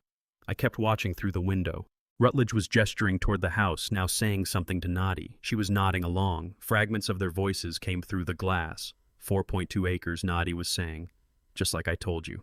"Good location," Rutledge answered. "The rezoning goes through in 14 months. Commercial district. We can turn it immediately or build it out ourselves. Maybe. Depends on the offers." They walked back to the SUV, climbed in, and drove off without ever approaching the door, without once acknowledging I existed on this land at all. It struck me then that Harlan's property, the only piece of him I had left, was already being measured for sale before I was even in the ground. I called Eldon back. "They've gone," I said. "What did you catch?" I walked him through it, the measurements, the rezoning timeline, the plan to flip or develop. Dorothy, Eldon said, his voice measured and careful. "You need to move with great caution now. If Rutledge is here personally, if he's in Nashville, it means the deadline is moving up." Rosalind overheard them say before next month. "That's real. That's coming fast." "I know," I said. "Do you have everything you need, all the evidence, almost all of it gathered?" "Then move quickly," he said, "because they will." Sunday afternoon at 2, Roberta called. "I have the bank records Detective Braddock requested," she said. "No preamble, no small talk, straight to it. You need to hear this." "What did you find?" 11 months ago. December of last year, 1 month before Spencer's wedding to Nady, a withdrawal was made from your savings account. I sat down on the edge of my bed. How much? $23,000 transferred into Spencer's personal checking account. An authorization document on file at the bank bearing your signature. I closed my eyes. "I never authorized that. I know the signature is forged." Detective Braddock had a handwriting analyst compare it against your actual signature from other documents. "It's close, but it isn't right." The analyst's assessment, whoever did it had practiced, but made small errors, pressure points, letter formations, details most people would walk past, but an expert picks up immediately. $23,000, I said quietly. 1 month before the wedding, Roberta repeated. "Dorothy, do you see what this means?" "Walk me through it." They ran a test. They forged your name on a smaller sum to find out whether the bank would process it, and it did. The bank moved the money without question, which told them they could do the same thing again. Once you were dead or declared incompetent, they could forge your signature on the land sale documents, and the bank would handle it just the way they'd handled the $23,000. "It was a dry run," I said. "A rehearsal." Roberta agreed. Her voice carried no warmth. "And it establishes a pattern. It proves this wasn't improvised. It proves they were planning this months before the wedding, before the poisoning ever began. They were already taking money from you and testing whether anyone would notice." "That's not a lapse in judgment," I said. "That's evidence. That's precisely what it is." Roberta said, "Detective Braddock is building the case: conspiracy, elder financial abuse, attempted murder. And this document, this rehearsal from 11 months back, is the piece that locks in premeditation." From the living room, Spencer's laughter came sharp and sudden, a game show audience erupting, some stranger on television winning something. I sat on my bed holding the phone. After Roberta hung up, I stayed there listening to Spencer laugh at the screen at some contestant walking away with a prize. $23,000 was only the practice round. The real target was still sitting right here, and Spencer had no idea I'd found out. I can't sleep. The forged $23,000 signature turns over and over in my head. Not the sum itself, what it represents. A rehearsal. A test run aimed at something much larger. Downstairs, Spencer is watching television, his laughter drifting up through the house while I sit here holding proof of what he's done. Past midnight, I wake to light seeping under my bedroom door. The house should be dark. I slip out of bed, ease the door open, and look down through the upstairs banister. Spencer stands alone in the living room, lit by a single lamp. He's holding something, a framed photograph. Even from that distance, I know it. Savannah, 1996. Spencer at 8 years old. Harlan beside him on the dock. Father and son with fishing rods, both of them grinning. Harlan died 6 weeks after that photo was taken. Spencer's shoulders are shaking. My throat tightens. How much of my son remains inside the man who has been poisoning me for 6 months? He touches the glass over Harlan's face, his finger tracing the outline slowly. For a moment, just a moment, I see the boy he was. The one who cried for 3 days straight after his father's funeral. The one who spent a week sleeping in Harlan's workshop because it still held the smell of sawdust and Old Spice. Then movement stirs in the darkness behind him. Nadi steps out of the hallway, her silk robe catching the lamplight. She doesn't touch him, doesn't need to. Her presence alone is enough to reshape Spencer's posture. His shoulders come up. The photograph lowers. Friday, she says quietly. Just that one word. Don't lose your nerve now. Spencer sets the photo face down on the side table. He doesn't look at it again. He knows what he is doing is wrong. I can see it in the way he set that frame down so gently, the way his hand stayed on it a beat longer than it needed to. But Nadira's hold over him is total. Whatever conscience he still has gets pressed down each time she speaks. I won't, he says. They move toward the master bedroom. The light goes off. I stand at the banister for 10 minutes, maybe more. My legs don't want to carry me. That photograph has lived on that table for 26 years. Spencer looked at it almost every day as a teenager. I haven't seen him lift it in a decade. Back in my room, I cry for the first time since I learned about the aconitine. Not over what Spencer did to me, over who he chose to become. By 3 a.m., I understand the difference between forgiving what someone did and accepting who they made themselves into. Morning comes too soon. I'm in the kitchen with my coffee when I spot Odette through the window working her way along the backyard gathering leaves. It's barely 7 a.m. She glances up and catches my eye, then tips her head toward the garden shed. I take my mug outside. The November air has teeth. Odette stands near the shed with her hands in her apron pockets. She looks different this morning. Older, maybe? Worn down? Mrs. Callahan. She draws out a Ziploc bag. I need you to have this.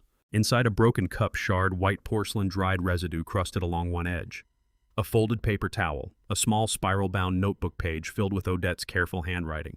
7 dates, June through October. June 14th, coat pocket vial, 9:47 a.m. July 2nd, coat pocket vial, 8:15 a.m. July 29th, coat pocket vial, 9:02 a.m. August 18th, coat pocket vial, 8:55 a.m. September 9th, coat pocket vial, 7:48 a.m. September 30th, coat pocket vial, 8:22 a.m. October 24th, coat pocket vial, 9:11 a.m. What is this evidence, Odette says? Every time Spencer pulled that vial from his coat pocket, I wrote it down. The cup shard is from October 24th. I watched him pour from the vial, waited until you'd finished your tea, took the cup before it went to the sink, broke it in the shed, and kept the piece with the heaviest residue concentration. My hands are trembling. The bag weighs almost nothing but holds everything. Why? The word barely makes it out of me. Odette looks me straight in the eye. I worked for the Ashcroft family in Atlanta. 12 years. I knew who Nadira was long before she married your son. When she called about this position 6 months ago, I understood immediately what I had to do. The ground shifts under me. You knew. Not a question. I knew her character, Odette says. Declan's father, Rutledge Ashcroft, he was a hard man, but Nadira learned from someone worse. Her mother. I watched her grow up in that house, Mrs. Callahan. I saw what she turned into. When she rang me about a job here, I knew she wasn't looking for help. She was looking for someone who would stay quiet. But you stayed. You watched. I documented. Odette's voice stays even unhurried. Every date, every instance, every pattern. I couldn't stop it. She'd have brought in someone completely loyal if I'd gone, but I could gather what you'd need when the moment arrived. I pull Odette into a hug. She stiffens, then gives way, her arms coming around me. Thank you, I whisper. Thank you. When we step apart, her eyes are wet. What happens now, she asks. The evidence bag in her hands weighs almost nothing, and yet it holds everything. 7 dates, 1 broken cup, and 12 years of a housekeeper's quiet loyalty. I look at what I'm holding. Dr. Dunmore's toxicology report showing aconitine poisoning. The forged signature worth $23,000. Rosalind's video capturing Spencer's actions tied to the 18-year conspiracy. Declan's email warning me about Friday's transfer of my 4.2 acres worth $120 million. And now Odette's dated log with physical evidence connecting Spencer directly to the poison. More than enough to bring them down.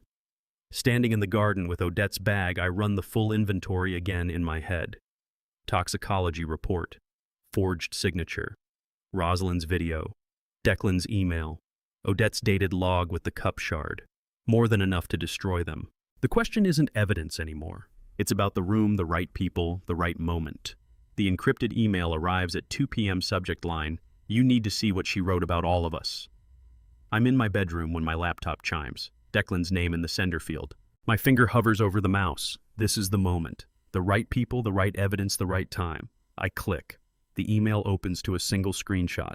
Nadira's personal account draft folder addressed to someone named Richard Vale at Vale & Associates in Atlanta, dated November 20th, 6 days ago. Richard, per our conversation. I need your firm's assistance with a delicate family matter. My husband, Spencer Callahan, has been medicating his mother without her knowledge or consent. I discovered empty vials in his coat pocket last week and confronted him. He admitted to administering something he obtained through veterinary contacts, some kind of sedative to keep her manageable during estate planning sessions. I had no idea what Spencer was doing to his own mother. Separately, my brother Declan has been handling financial transactions I was not informed about. I've since learned he forged power of attorney documents to access Mrs. Callahan's accounts. I believe the amount exceeds $20,000. I'm attaching confirmation from the district attorney's office. Miss Roberta Vane has indicated immunity is available for family members who cooperate early. Detective Braddock is copied. I need protection from both civil and criminal liability. Please advise on next steps. Nadia Ashcroft Callahan. Below the screenshot, Declan's message. She was always going to let us take the fall. I'm testifying. I read it 3 times. Nadira's escape script is flawless. Blame the poisoning on Spencer. Present him as unstable, acting alone, quietly medicating his own mother. Blame the financial fraud on Declan. Frame him as the greedy brother-in-law who forged the paperwork. Meanwhile, she's the horrified wife who uncovered the truth and reported it first, locking in immunity before anyone else even knew what was happening. She never loved him. She just needed his name. Last night I watched Spencer hold a photograph of the boy he used to be, his shoulders shaking, Harlan's face under the glass. Then Nadira said Friday, and Spencer set it down. Chose her over his own conscience. Now I see it fully. She was never choosing him either. I forward Declan's email to Eldon with 2 words. Tomorrow morning, Wednesday, 10 a.m. Eldon's kitchen smells of coffee and old wood. He's at the table with Roberta Vane, her briefcase open, legal pads filled with notes. Eldon's phone sits between them on speaker. Mrs. Callahan just arrived, Eldon says toward the phone. Good. The voice that comes back is gravel over asphalt.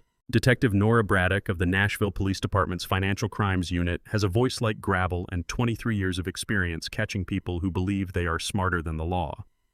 Let's talk about Friday. I sit. Roberta slides a folder across the table. Arrest warrants, she says. 3 counts conspiracy to commit murder, 2 counts elder financial abuse, 1 count forgery signed yesterday. I open the folder. Spencer Michael Callahan, Nadira Ramsey, Ashcroft Callahan, Declan James Ashcroft. We can execute these Friday morning, Detective Braddock says through the speaker. But here's what I'm proposing instead. Eldon refills my coffee. His hand is steady. Mine would shake. You have a signing session scheduled for December 6th. Braddock continues. All parties present, Spencer Noddy Rutledge, a notary. Supposedly you signing over the 4.2 acres. What if we let that meeting go forward? Roberta leans in. With modifications. You control who knows the truth versus who walks in blind. Who knows, I ask. You, Eldon Dr. Dunmore, he'll testify on the aconitine and the timeline of his consultations. Declan, since he's flipped. Odette for the documented evidence. We position them strategically. Noddy called Spencer her devoted husband in that draft. The same Spencer who stood alone at midnight holding a photograph of the boy he used to be. And who doesn't know my voice is steadier than even I expected? Spencer Noddy Rutledge. They walk into that room believing it's a routine estate signing notary's paperwork one of ours deputized and wired. When they move to execute their plan, when Spencer reaches for the vial or Nadira pushes the documents forward, we have voluntary confession captured on site. Why does that matter, I ask? Escalation. Braddock's voice sharpens. Arrest warrants get us conspiracy charges built on existing evidence. Voluntary on-site confession during an attempted act gives us attempted murder in the first degree plus special circumstances. Elder abuse, financial exploitation conspiracy across state lines. We're talking 25 to life, not 10 to 15. Eldon looks straight at me. You certain about this, Dorothy? I let the question land. Pepper's empty bed. Rosalind's hands trembling around a phone. Spencer's easy laughter filling the room while I stood there holding proof of what he'd done. Odette, 12 years unwavering. Declan's conscience finally breaking free of family obligation. My mind was made up the day Pepper died, I tell him. I just needed all the pieces in position. Roberta keeps writing. December 6th. Eldon's office is neutral ground. Plainclothes officers outside Detective Braddock's people. Dr. Dunmore handles the medical testimony. Declan brings the financial records and his sister's escape email. Odette carries the physical evidence plus every piece of dated documentation. This session was never about watching you sign anything. Braddock puts it plainly. We're handing them the rope and letting them knot it themselves. You aren't a woman being led into ambush. You are the ambush. Tomorrow she'll serve turkey and spoon stuffing to the same people who've been dismantling her life. 2 full hours on the mechanics. Arrival order seating positions, which questions unlock, which reactions. Roberta builds the script not to guide me but to map what they'll do when they're convinced they've won. Noon. I drive home under a gray November sky. My hands are still. Tomorrow is Thanksgiving. One last time across the table from Noddy and Spencer, one last show of frailty over cranberry sauce. I'll soften my face when Noddy brings up the signing. I'll nod if Spencer asks how I'm holding up. One final performance. Then Friday comes, and all of it ends. The last holiday meal I'll ever make for the son who's been slowly killing me, and I'm the only one in that house who knows it. 6 in the morning. Kitchen's still dark when I get the turkey going. Rosalind arrives at 7, no questions about the early hour, just ties her apron and takes up the peeling knife. 2 weeks ago, those same hands shook so badly she could barely grip a phone. Today, they're steady enough to have caught Spencer's confession on camera. The house smells of sage and butter by 8. Spencer comes downstairs in his father's old sweater, the brown flannel shirt Harlan wore every Thanksgiving. Something tightens in my chest. He has no idea what he reached for this morning. Doesn't notice or doesn't think about it. Morning, Mom. He fills the kettle, retrieves my mug and the tea tin from the cabinet. Movements so rehearsed they pass for affection. He sets the steaming cup before me. Earl Grey, my favorite. 6 months of this. Spencer. How long have you been making my morning tea? He smiles. 6 months, Mom. Noddy was the one who noticed you'd been skipping breakfast. We wanted you starting the day with something warm. I close both hands around the mug. The ceramic presses heat into my palms. I know, I say quietly. I remember everything. Spencer's smile holds. He rests a hand on my shoulder. Good to hear, Mom. Holding on to memory matters. He doesn't catch it, doesn't hear what's living underneath those words. He drifts toward the living room where Nadira is already at work with the flowers, white calla lilies that look like funeral arrangements. I cross to the sink and tip the mug. 6 months of poison circles down the drain in a pale brown stream. The very last time I go through this pretense. Rosalind watches from the far corner. Our eyes find each other, one nod hers. By noon the table's set. Harlan's table built in 1992 from reclaimed barnwood seats 8. Today's gathering is small. Spencer, Nadira, Rosalind. Rutledge sent his regrets. Declan is in Atlanta for the holiday. Probably talking to lawyers already. We sit. I carved the turkey this morning Spencer offered, but I turned him down. My hands are steadier than his. Beautiful meal, Dorothy. Noddy delivers it in cream cashmere with pearls at her throat, every inch the gracious daughter-in-law. Thank you. I send the rolls around. Spencer, would you say grace? He lowers his head. Heavenly Father, we thank you for this food, for family, for the gift of another year together. I study him through lowered lashes. His voice carries Harlan's cadence, exactly the same unhurried gentleness. How much of my son remains inside the man who measured poison into my tea each morning for 6 months? 1 more week, I remind myself. 1 more week and it's finished.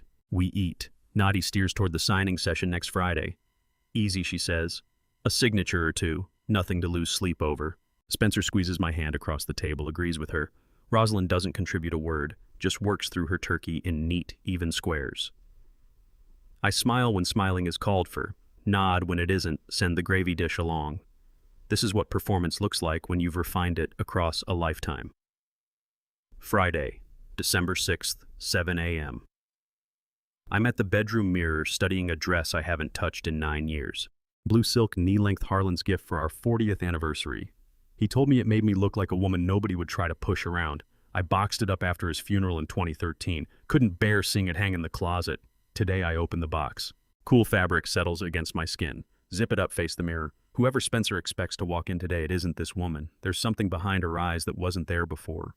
I settle onto the bed's edge facing Harlan's photograph on the nightstand. 1971. Our wedding day. Young and grinning like the world couldn't touch him. Today's the day I say quietly, I have everything you left me. The house, the land, the lawyer you trusted. Eldon's ready. Roberta holds the warrants. Dr. Dunmore has the toxicology report. Odette has the dated log. Declan's prepared to testify. Rosalind has the video. I think I've got this. Harlan smiles from behind glass. His voice comes to me anyway, somewhere in the back of my mind. You've always had this, Rainey. You just needed to find your way back to knowing it. I make my own tea this morning from my own tin. Nobody else's hands near that cup. 8 o'clock. Spencer on the stairs. I'm already in the kitchen, blue dress, pearl earrings, cup in hand. He pulls up short in the doorway. You look nice, Mom. I hold his gaze. Thank you, Spencer. I wanted to look right for the signing. It's just paperwork, he says. No need to go to all this trouble. I wanted to. I take a slow sip, mind quiet and clear. Your father always said this dress made me look like someone who means business. Spencer smiles. He was right. Blue's your color. He has no idea what he's looking at. The blue dress fits differently than it did 9 years ago. Not a change in size, a change in the woman wearing it. Someone Harlan would recognize. The dress has nothing to do with appearances. It's armor. War paint. The uniform of a woman who came here to win. Spencer refills his coffee, checks his watch every few minutes. Notary's due at noon. Noddy's coming at 11:30 to run through the documents one more time. I'll be ready, I say. Already am. Ready since Pepper died. Since Dr. Dunmore's call came through with the test results. Since I watched my son pick up a photo of his younger self and set it down face first because his wife needed him to stay hard. Spencer leaves the kitchen. Water runs through the pipes above me. I stay where I am in the dress Harlan loved, holding my cup. I settle myself and take inventory. Eldon Pickett, 40 years of legal experience. Roberta Vane with arrest warrants. Dr. Emmett Dunmore with toxicology evidence. Odette Hines with dated documentation. Declan Ashcroft with testimony and Nadira's escape email. Rosalind Callahan with video proof. Detective Nora Braddock, 23 years tracking people who believed they were the smartest ones in the room. And me, 74 years old, still upright, still sharp, dressed in blue silk. Spencer sees his mother standing there trying to look presentable for a signing session. He cannot see that he's looking at someone dressed for war.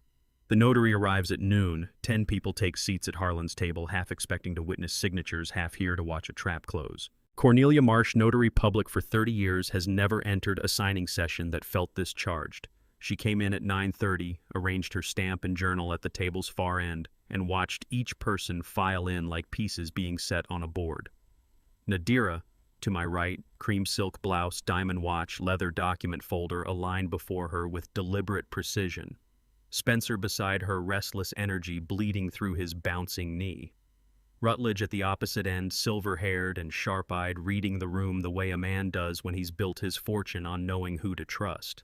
To my left, Eldon Pickett in his navy suit, 40 years of courtroom weight filling the space beside him without effort. Dr. Emmett Dunmore reading, glasses in his breast pocket, hands folded quietly on the table. Declan directly across from Nadira, his eyes touching everything in the room except his sister's face. Roberta Vane near the doorway, briefcase at her feet, its contents unknown to everyone else here. Winter light pours through the windows. Harlan washed faithfully every spring, falling across the table he built in 1992 from reclaimed barnwood. 8 chairs weren't sufficient, 2 more pulled from the kitchen, everyone settling in. Rutledge leans toward Noddy and pitches his voice low but not low enough. Who are these people? Noddy's smile doesn't make it to her eyes. Spencer, what is this? He looks to me. I'm standing at the head of the table, Harlan's end. Blue dress, pearl earrings, hair pinned the way I wore it the day Harlan signed the trust he believed would keep me safe. Thank you all for coming, I say. My voice holds clear, unhurried. Before anyone puts pen to paper, there are some things I need to lay out first. Nadi sets her pen down. For the first time in 6 months, she actually looks at me, really looks. And I watch her take in the dress the way I'm sitting, the fact that Eldon Pickett and a district attorney investigator have joined us at this table without anyone inviting them. The room shifts into that particular silence that falls when people sense the balance of power has moved. Mrs. Callahan, Nadi's voice is careful. We agreed this would be a straightforward estate planning session. The transfer documents are simple. I know what we agreed. I lay my hands flat on the table Spencer built and I say plans change. Cornelia Marsh's pen hovers above her journal. She glances over at Roberta Vane, who gives a small, deliberate nod. Stay. Wait. Rutledge sits up straighter. If there's some misunderstanding about the terms, we could always reschedule. There's no misunderstanding, I say. I know the terms exactly. Let me show you what I mean. I reach for the folder Eldon handed me this morning. Inside, 3 weeks of collected evidence arranged in chronological order, each item tagged and dated. First document out, a lab analysis from Biotech Laboratories, November 15th. I slide 4 copies across the table, one to Nadira, one to Spencer, one to Rutledge, one to Cornelia. The results show a cotinine alkaloid concentration in herbal tea samples, the same tea I'd been served every single morning for 6 months. Spencer's face drains of color. Dr. Dunmore speaks for the first time. I ordered those tests after Mrs. Callahan presented with symptoms consistent with chronic low-dose poisoning, cardiac arrhythmia, gastrointestinal distress, neurological impairment. The concentration levels point to deliberate, sustained administration. Nadira's expression doesn't shift, but her fingers go still on the pen. This is Spencer's table, the same one where he signed the trust that was supposed to protect me. The same table where I'll use everything he left me to dismantle the people who tried to take it. Second piece. I place the Ziploc bag in the center of the table. Inside, a broken porcelain shard crusted with dried residue on a folded paper towel and a small notebook page covered in Odette's careful handwriting. Physical evidence, I say. Collected and logged by a witness. A cup fragment from October 24th. Preserved right after use. Handwritten notes covering 7 dates between June and October dates when the vial was observed and the dosing confirmed. Declan drops his gaze to his hands. Rutledge lifts the bag and reads the dates through the plastic. June 14th coat pocket vial, 9:47 a.m. July 2nd coat pocket vial, 8:15 a.m. July 29th coat pocket vial, 9:02 a.m. August 18th coat pocket vial, 8:55 a.m. September 9th coat pocket vial, 7:48 a.m. September 30th coat pocket vial, 8:22 a.m. October 24th coat pocket vial, 9:11 a.m. Who wrote this? Rutledge's voice is sharp. Odette steps out of the kitchen and into the doorway. She doesn't say a word. She doesn't have to. Her being there is answer enough. Spencer sees her and goes rigid. Really sees her, the woman who's been living inside his house for 6 months, watching, documenting, keeping evidence safe while he assumed she was just washing dishes and folding laundry. Nadi finally stirs. Her hand tightens around the pen knuckles, blanching. This is absurd, she says quietly. Spencer would never. Spencer would I cut in. And Spencer did. The notary's pen hangs frozen above her blank page. She came here to witness a power of attorney signing, not a poisoning confession. Spencer opens his mouth. His face is ashen, eyes wide, that cornered animal panic just beginning to surface. He looks at Nadi, then at me, then at Eldon. Mom, I shake my head. Not yet. We're not done. 2 pieces of evidence are already on the table. Lab results proving the poison. Physical documentation proving it was administered. I have 6 more pieces. Waiting forged signatures, a video confession, medical records, immunity testimony, the entire architecture of their 18-year conspiracy laid out in order. Spencer's mouth closes. Nadi stares at me across Spencer's table, and I watch her silently recalculate everything she believed she knew about the woman she'd been poisoning. Eldon connects his laptop to the television, and every eye in the room trails the cable like it's a fuse running to a stick of dynamite. Third piece of evidence. The TV mounted above Spencer's old fireplace flickers on. Eldon presses play. The screen shows a low-angle shot floor level looking up at chair legs and counter edges. What is this? Nadira's voice is controlled, but her hand has migrated from the pen to the edge of the table. Wait, I say. The timestamp reads June 12th, 6:47 a.m. Kitchen sounds a kettle whistling, a cupboard opening. Then Spencer's legs enter the frame. Navy pajama bottoms, bare feet. His hand reaches down and pulls something from a coat pocket draped over a chairback. A small amber glass vial. The camera angle shifts as whoever's wearing it moves. Now Spencer's face is visible focused as he unscrews the cap and tips 3 drops into a mug. Nadira's voice from off-screen, "Not too much, gradual." Spencer nods, screws the cap back on, and slips the vial into his pocket. The footage cuts. New timestamp. July 15th, 6:52 a.m. Same angle, same kitchen. Spencer's hand, same vial, same careful measuring. A third cut. October 24th, 7:18 a.m. This time Spencer is tipping from the vial when liquid sloshes onto the floor. The camera swings fast, excited, and there's a lapping sound. Then whimpering. Then the view tilts sideways, showing linoleum, showing Pepper's paw twitching. Nadira's voice again. "Spencer, the door, someone's coming." The footage ends. Absolute silence. Cornelia Marsh's pen has stopped moving entirely. Spencer shoves back from the table so hard his chair scrapes. "Where did you—" "Rosalind's school project," I say evenly. A camera on Pepper's collar to record a day in a pet's life. She was documenting his breakfast routine, his walks, his nap spots. She had no idea what she was catching. Nadi's fingers dig into the table's edge. "This is a violation of what?" I interrupt. My voice doesn't climb. It doesn't need to. This is my home. That was my dog. This is my kitchen. "You want to talk about violations?" Nadi's mouth closes. Rutledge stands, buttons his suit jacket with slow deliberation, looks at his daughter for a long beat, and says absolutely nothing. His silence carries more weight than any words could. Declan stares at the blank television screen as though the footage is still running. Pepper's camera caught what no human witness could have: 8 minutes of a dog dying from tea that was meant for his owner. All because he loved her enough to drink what she spilled. I reached for the next folder. 4th piece. The trust Spencer established in 2011. Roberta stands, takes the document from me, and holds it up so everyone in the room can see the signature page. Section 7, subsection C. Roberta reads, her prosecutor's voice filling the room. Any transaction involving real property transfer, sale, or encumbrance requires dual authorization, the trustee's signature, and a notarized co-signature from trust attorney Eldon Pickett.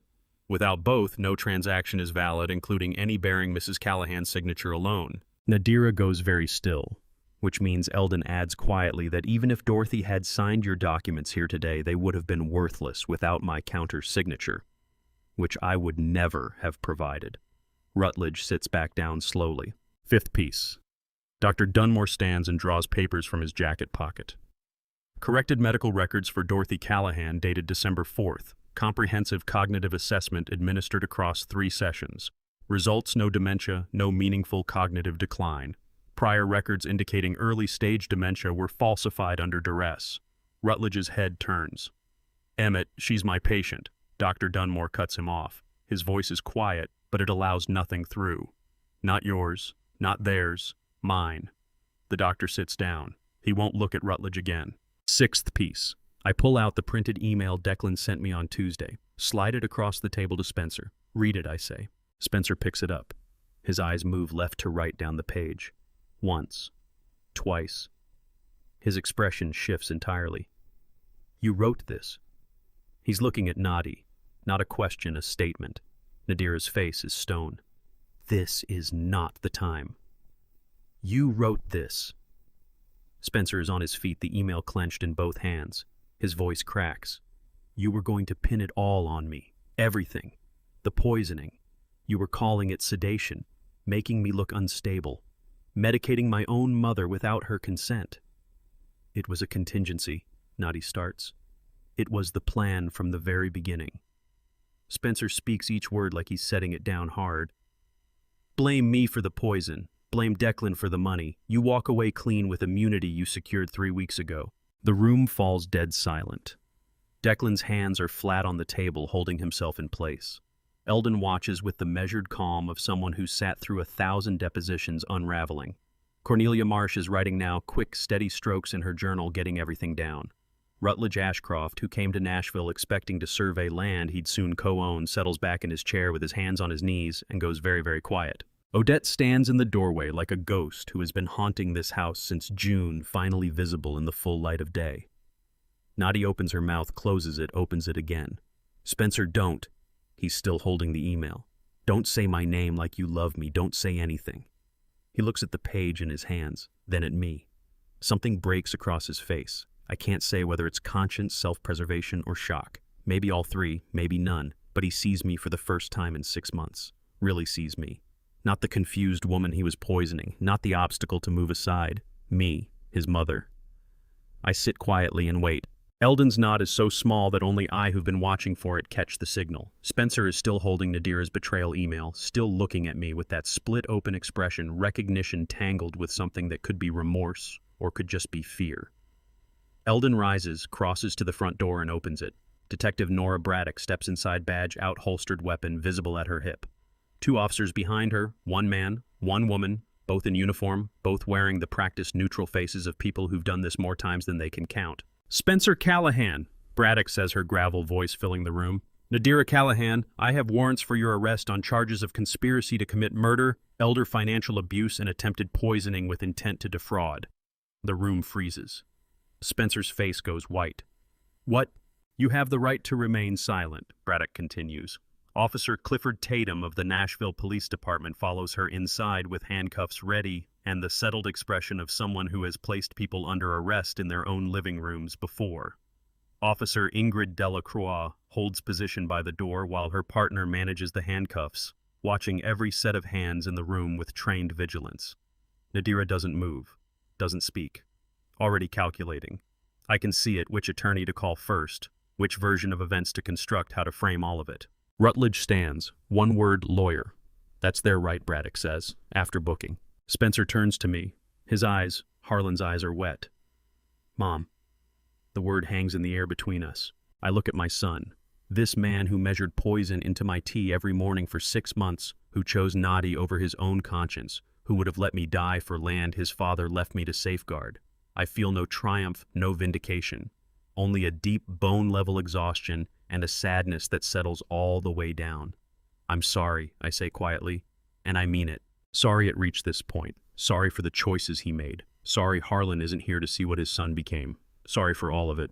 Spencer's face crumples. Officer Tatum steps behind him, guides his arms back. Metal clicks. Spencer flinches at the sound. Nadi extends her wrists with total composure, hands together, controlled like she's rehearsed this moment. Maybe she has. Maybe this is simply one more calculated beat in a life full of them. Her face gives nothing away. No fear, no fury, nothing. Officer Delacroix reads the rights. "Anything you say can and will be used against you in a court of law. You have the right to an attorney. If you cannot afford an attorney, one will be provided for you." Declan watches from his chair, hands still flat on the table. He cooperated for immunity. He walks free, but he hasn't looked at his sister. Not since Spencer shouted about the betrayal email. Dr. Dunmore stands near the window, arms folded, expression unreadable. Rutledge had pressured him to falsify records. He corrected them. That's all the satisfaction he requires. Odette has drifted back to the kitchen doorway, witness to the end of what she began documenting from the very start. Cornelia Marsh writes steadily in her journal. This session will live in her records forever, the one where she arrived to notarize estate documents and instead watched 2 people be arrested. Spencer says, "Mom," the same way he did at 8 years old when he shattered Harlan's favorite coffee mug. But this time, nothing that's been broken can be fixed. Let's go. Officer Tatum says not unkind, just firm. They walk Spencer and Nadi toward the door. Spencer glances back once. I hold his gaze.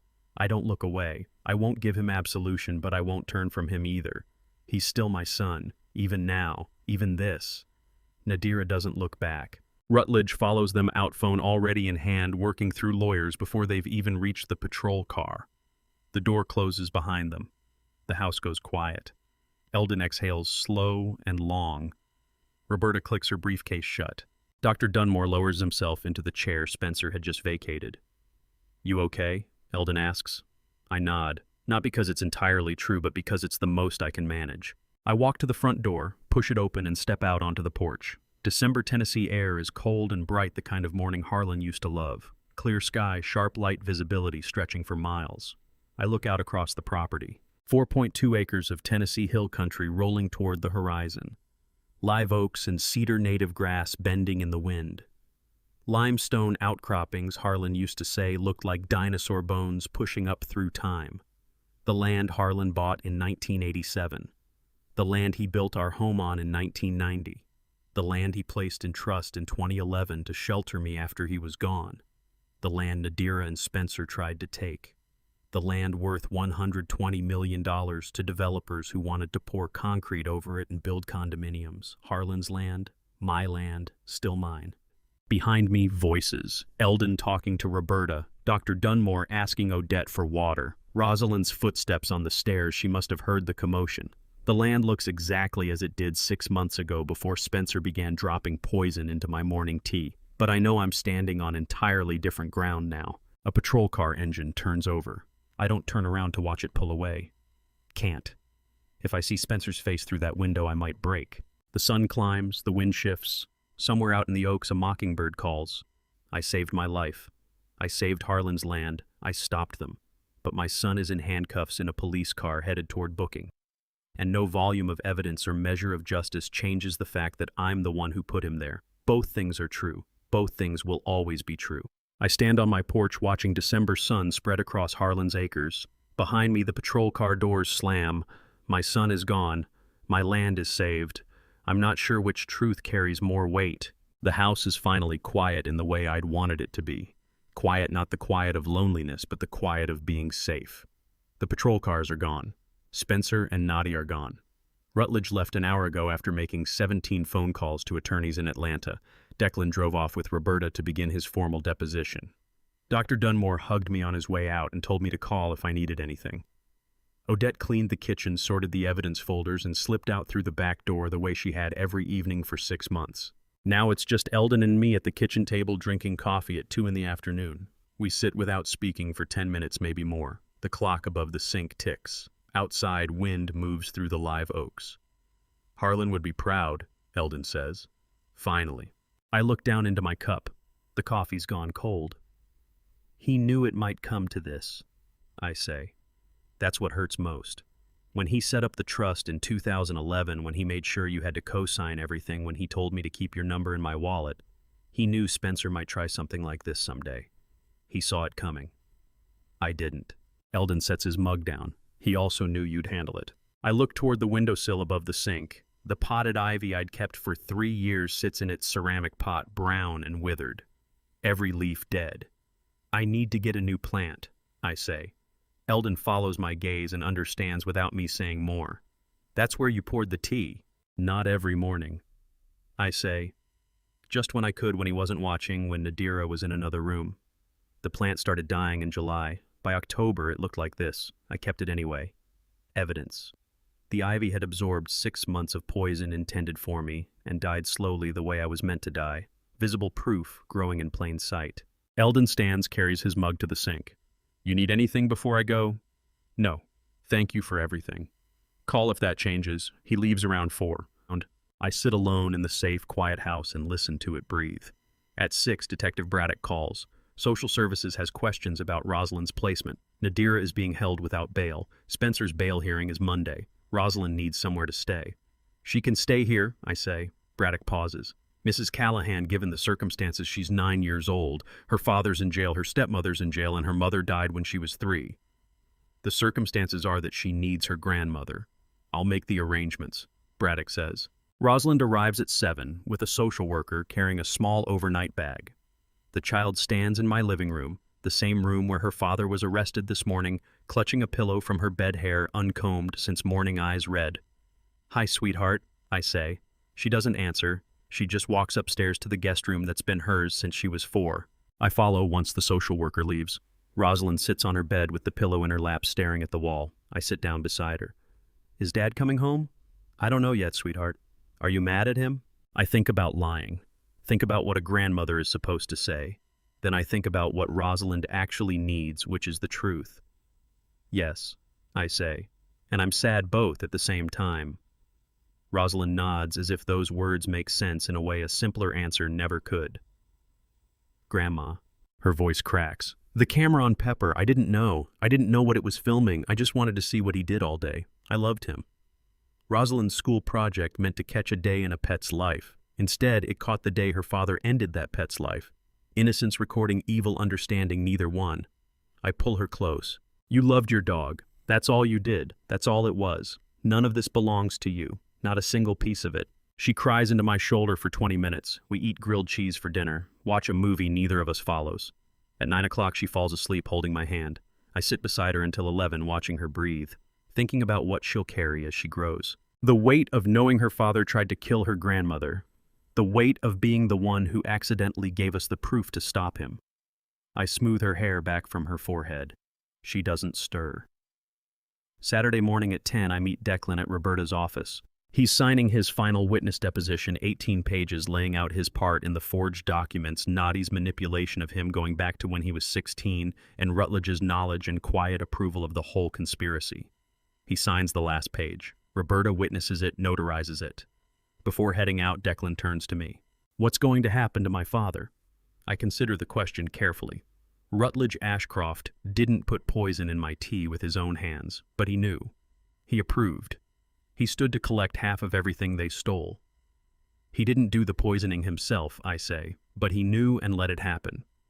That's for the district attorney and the courts now, not for me. Declan nods. I'm sorry for all of it.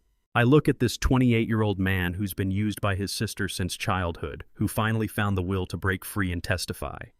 I know, I say. Make different choices from here. He leaves. Roberta begins moving files into her briefcase. You handled that well, she says. He's 28, still young enough to turn things around. I stand and gather my purse. I used to teach 3rd grade, I say. You'd be surprised how many children seem lost at 8 years old and find their footing by 18. I believe in second chances for the ones who earn them. How many of my 3rd graders went on to make terrible choices, and how many might have gone differently if someone had believed they could? Declan has earned his. Spencer, I don't know yet. Don't know if I'll ever know.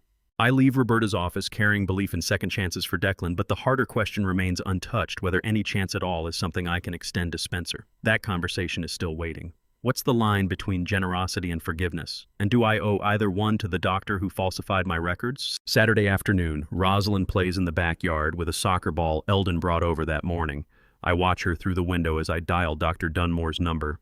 He picks up on the second ring. Mrs. Callahan, I say, I want you to know I spoke with Detective Braddock yesterday. I told her you cooperated fully once you understood what was happening. I won't be pressing charges or testifying against you regarding the falsified records. Silence on the line. Then why? Because your daughter shouldn't have to pay for your mistake. She's 14. She didn't choose Rutledge Ashcroft as your business associate. She didn't ask you to compromise your ethics. But if you lose your license, if your practice closes, if your name is ruined, she pays anyway. I appreciate... I'm not finished. I interrupt gently. You need to self-report to the medical board. Explain what happened, what you falsified, who applied the pressure, and you need to reach out to every other patient whose records may have been altered. Make it right wherever you can. Another pause. That is more generous than I deserve. Probably. I agree. But generosity isn't the same as forgiveness. I haven't decided about that yet. The distinction matters. Generosity is what I can give without betraying myself. Forgiveness is something else, something that needs time and healing I don't yet have. I understand, Dr. Dunmore says quietly. Thank you. For my daughter. For the chance. We hang up. I stand in my kitchen, my safe kitchen, and make chamomile tea. Real chamomile bought last week from the grocery on 5th Street, untouched by any tin Spencer ever handled. The water boils clean. The tea steeps golden. I drink it standing at the window looking out across my land. It tastes exactly the way it's supposed to taste. No bitterness underneath, no metallic edge, no poison waiting to stop my heart in 3 months or 6 months or however long their schedule had been. Just chamomile the way it was always meant to taste when nobody was trying to kill you. Outside, Rosalind sends the ball toward the oak tree. Eldon catches it and kicks it back easy and soft. She laughs. First time I've heard that sound since Friday. The chamomile tastes exactly right. Sunday morning comes in cold and clear. December in Tennessee Hill Country means 50 degrees at dawn, bright sun by 8 wind that cuts through cotton but feels just right in denim. I find Rosalind in the kitchen at 7, already dressed, hair pulled into the ponytail she insists on doing herself, always crooked, never bothering her. Want to help me plant something? I ask. Her eyes lift. What? A new rose bush for the front garden. We'd picked it up yesterday at the nursery on Route 12. A climbing blaze variety that the clerk said would bloom twice a year and hold up through Tennessee summers. It waits on the porch in its black plastic pot roots packed in dark soil, 3 green stems reaching upward toward nothing yet. I carry the shovel. Rosalind carries the rose bush as though it might shatter. We dig in the front garden, the same spot where the potted ivy stood on the porch step for 3 years before I poured 6 months of poison into its soil and watched it slowly die. New plant, clean dirt, fresh start. Rosalind kneels beside the hole we've dug, taking care not to disturb the roots as she tips the bush free of its container. Her hands are small and deliberate dirt already under her fingernails. "Will it grow?" she asks. I look at the young stems, the root ball, the hill country soil waiting around it. "It will," I say. "Takes time, but it will." Movement at the edge of my vision. Eldon at his fence line, 20 yards off, coffee mug in hand, watching us work. Our eyes meet. He nods once, slow, considered. The nod of a person who understands what planting a rose bush means the Sunday after your son gets arrested. I nod back. Rosalind doesn't notice. She's pressing earth around the base of the plant with both hands, a look of serious concentration on her face, as if this is the most important work she's ever been given. Maybe it is. Her fingers pack the soil in firm and steady Tennessee hill country dirt, limestone dust and clay and broken down oak leaves, whatever it is that makes this ground what it is. The same dirt Harlan walked on, the same dirt he said was worth protecting, the same dirt developers would pay $120 million for, and that means something altogether different to me. Rosalind's small hands pressing hill country earth around those new roots, that's the same motion my own roots have made pressing back into this land, determined to grow despite everything that tried to stop them. I watch her work and I think this. This is what they wanted to take. Not the land itself, not the dollar figure, not Harlan's trust or the deed or the property lines. This morning, this child with dirt under her fingernails, this plain Sunday in December putting roses in the ground that might open by spring. This unremarkable, irreplaceable thing called a life. Noddy and Spencer and Rutledge wanted the land because they saw money, but what they were really reaching for was every morning after the one where I would have died. Every rose bush I'd never get to plant. Every Sunday with Rosalind I'd never live to see. The conspiracy's true target was never dollars or acres. It was this. A grandmother and her granddaughter on their knees in front yard dirt planting something meant to outlive them both. "There," Rosalind says, settling back on her heels. "I think that's good." The rose bush stands upright in fresh soil, 3 green stems catching the morning light. "That's perfect," I say. She smiles, dirt on her hands, on her knees, smudged on her cheek where she pushed her hair aside. I look at those earth-stained hands and understand at last what Harlan's trust was built to protect. Not the land itself, the life lived on it. The ordinary, irreplaceable mornings. Rosalind stands and brushes her palms against her jeans. "Can we plant more next week?" "Yes," I say. "As many as you want." 2 months after the arrests, I sit alone with the district attorney's letters and find I don't know what I'm supposed to feel. The rose bush we put in the ground in December has small green leaves on it now visible through the living room window. Rosalind is at school. Quiet fills this house, not the hollow kind, but the kind that belongs to me. I slid open the first envelope. Official letterhead, legal phrasing. Everything stripped of feeling the way courts prefer it. Spencer Michael Callahan entered a guilty plea on attempted poisoning and second-degree forgery. 6 years in the custody of the Tennessee Department of Criminal Justice. Parole eligibility at 4 years contingent on conduct and completion of mandated counseling. 6 years. I refold the page. Set it on Harlan's table. Nadira Ramsey Ashcroft Callahan not guilty on all counts. Her trial is calendared for September 2023, charges including conspiracy to commit murder, elder financial abuse, and fraud. Prosecutors say they're confident cooperating witnesses documented evidence. Rutledge Ashcroft remains under federal investigation for insider trading connected to land development schemes running from 2004 to 2022. Nothing filed yet. Dr. Emmett Dunmore went to the Tennessee Medical Board, voluntarily disclosed the falsified records. License suspended, 9 months ethics training, required 5 years of probation. He may return to practice January 2024 under supervision. I go through each letter a second time, dates, sentences, conditional clauses, everything measured in years and months and qualifiers. Then I fold them one by one, slide them into the drawer where Harlan used to keep papers that mattered, and turn to look out at the rose bush through the glass. 6 years. I sit with that number and wait to feel something clear. Relief, grief, justice, vindication. None of them come cleanly. Maybe they won't, not yet. Maybe certain things get carried without a label the same way you carry whatever is too dense and strange to be named. There's no tidy ending when the one who tried to kill you is someone you raised. Saturday in March, I make the drive to the prison for the first time. 2 hours northeast of Knoxville through flat Tennessee prairie that bears no resemblance to hill country. I go through the parking lot, the checkpoint, the metal detectors sign the forms, clip the visitor badge to my collar. The visitation room plastic tables anchored to the floor, fluorescent lights humming cold overhead sound bouncing off hard walls from somewhere out of sight. The smell of institutional cleaner and coffee that's been sitting too long. Spencer comes through the door in his prison uniform, hair cut shorter than I've ever known him to wear it. He takes the seat across from me without looking up. When his eyes finally rise to meet mine, what I see there is Harlan's eyes. "You came," he says.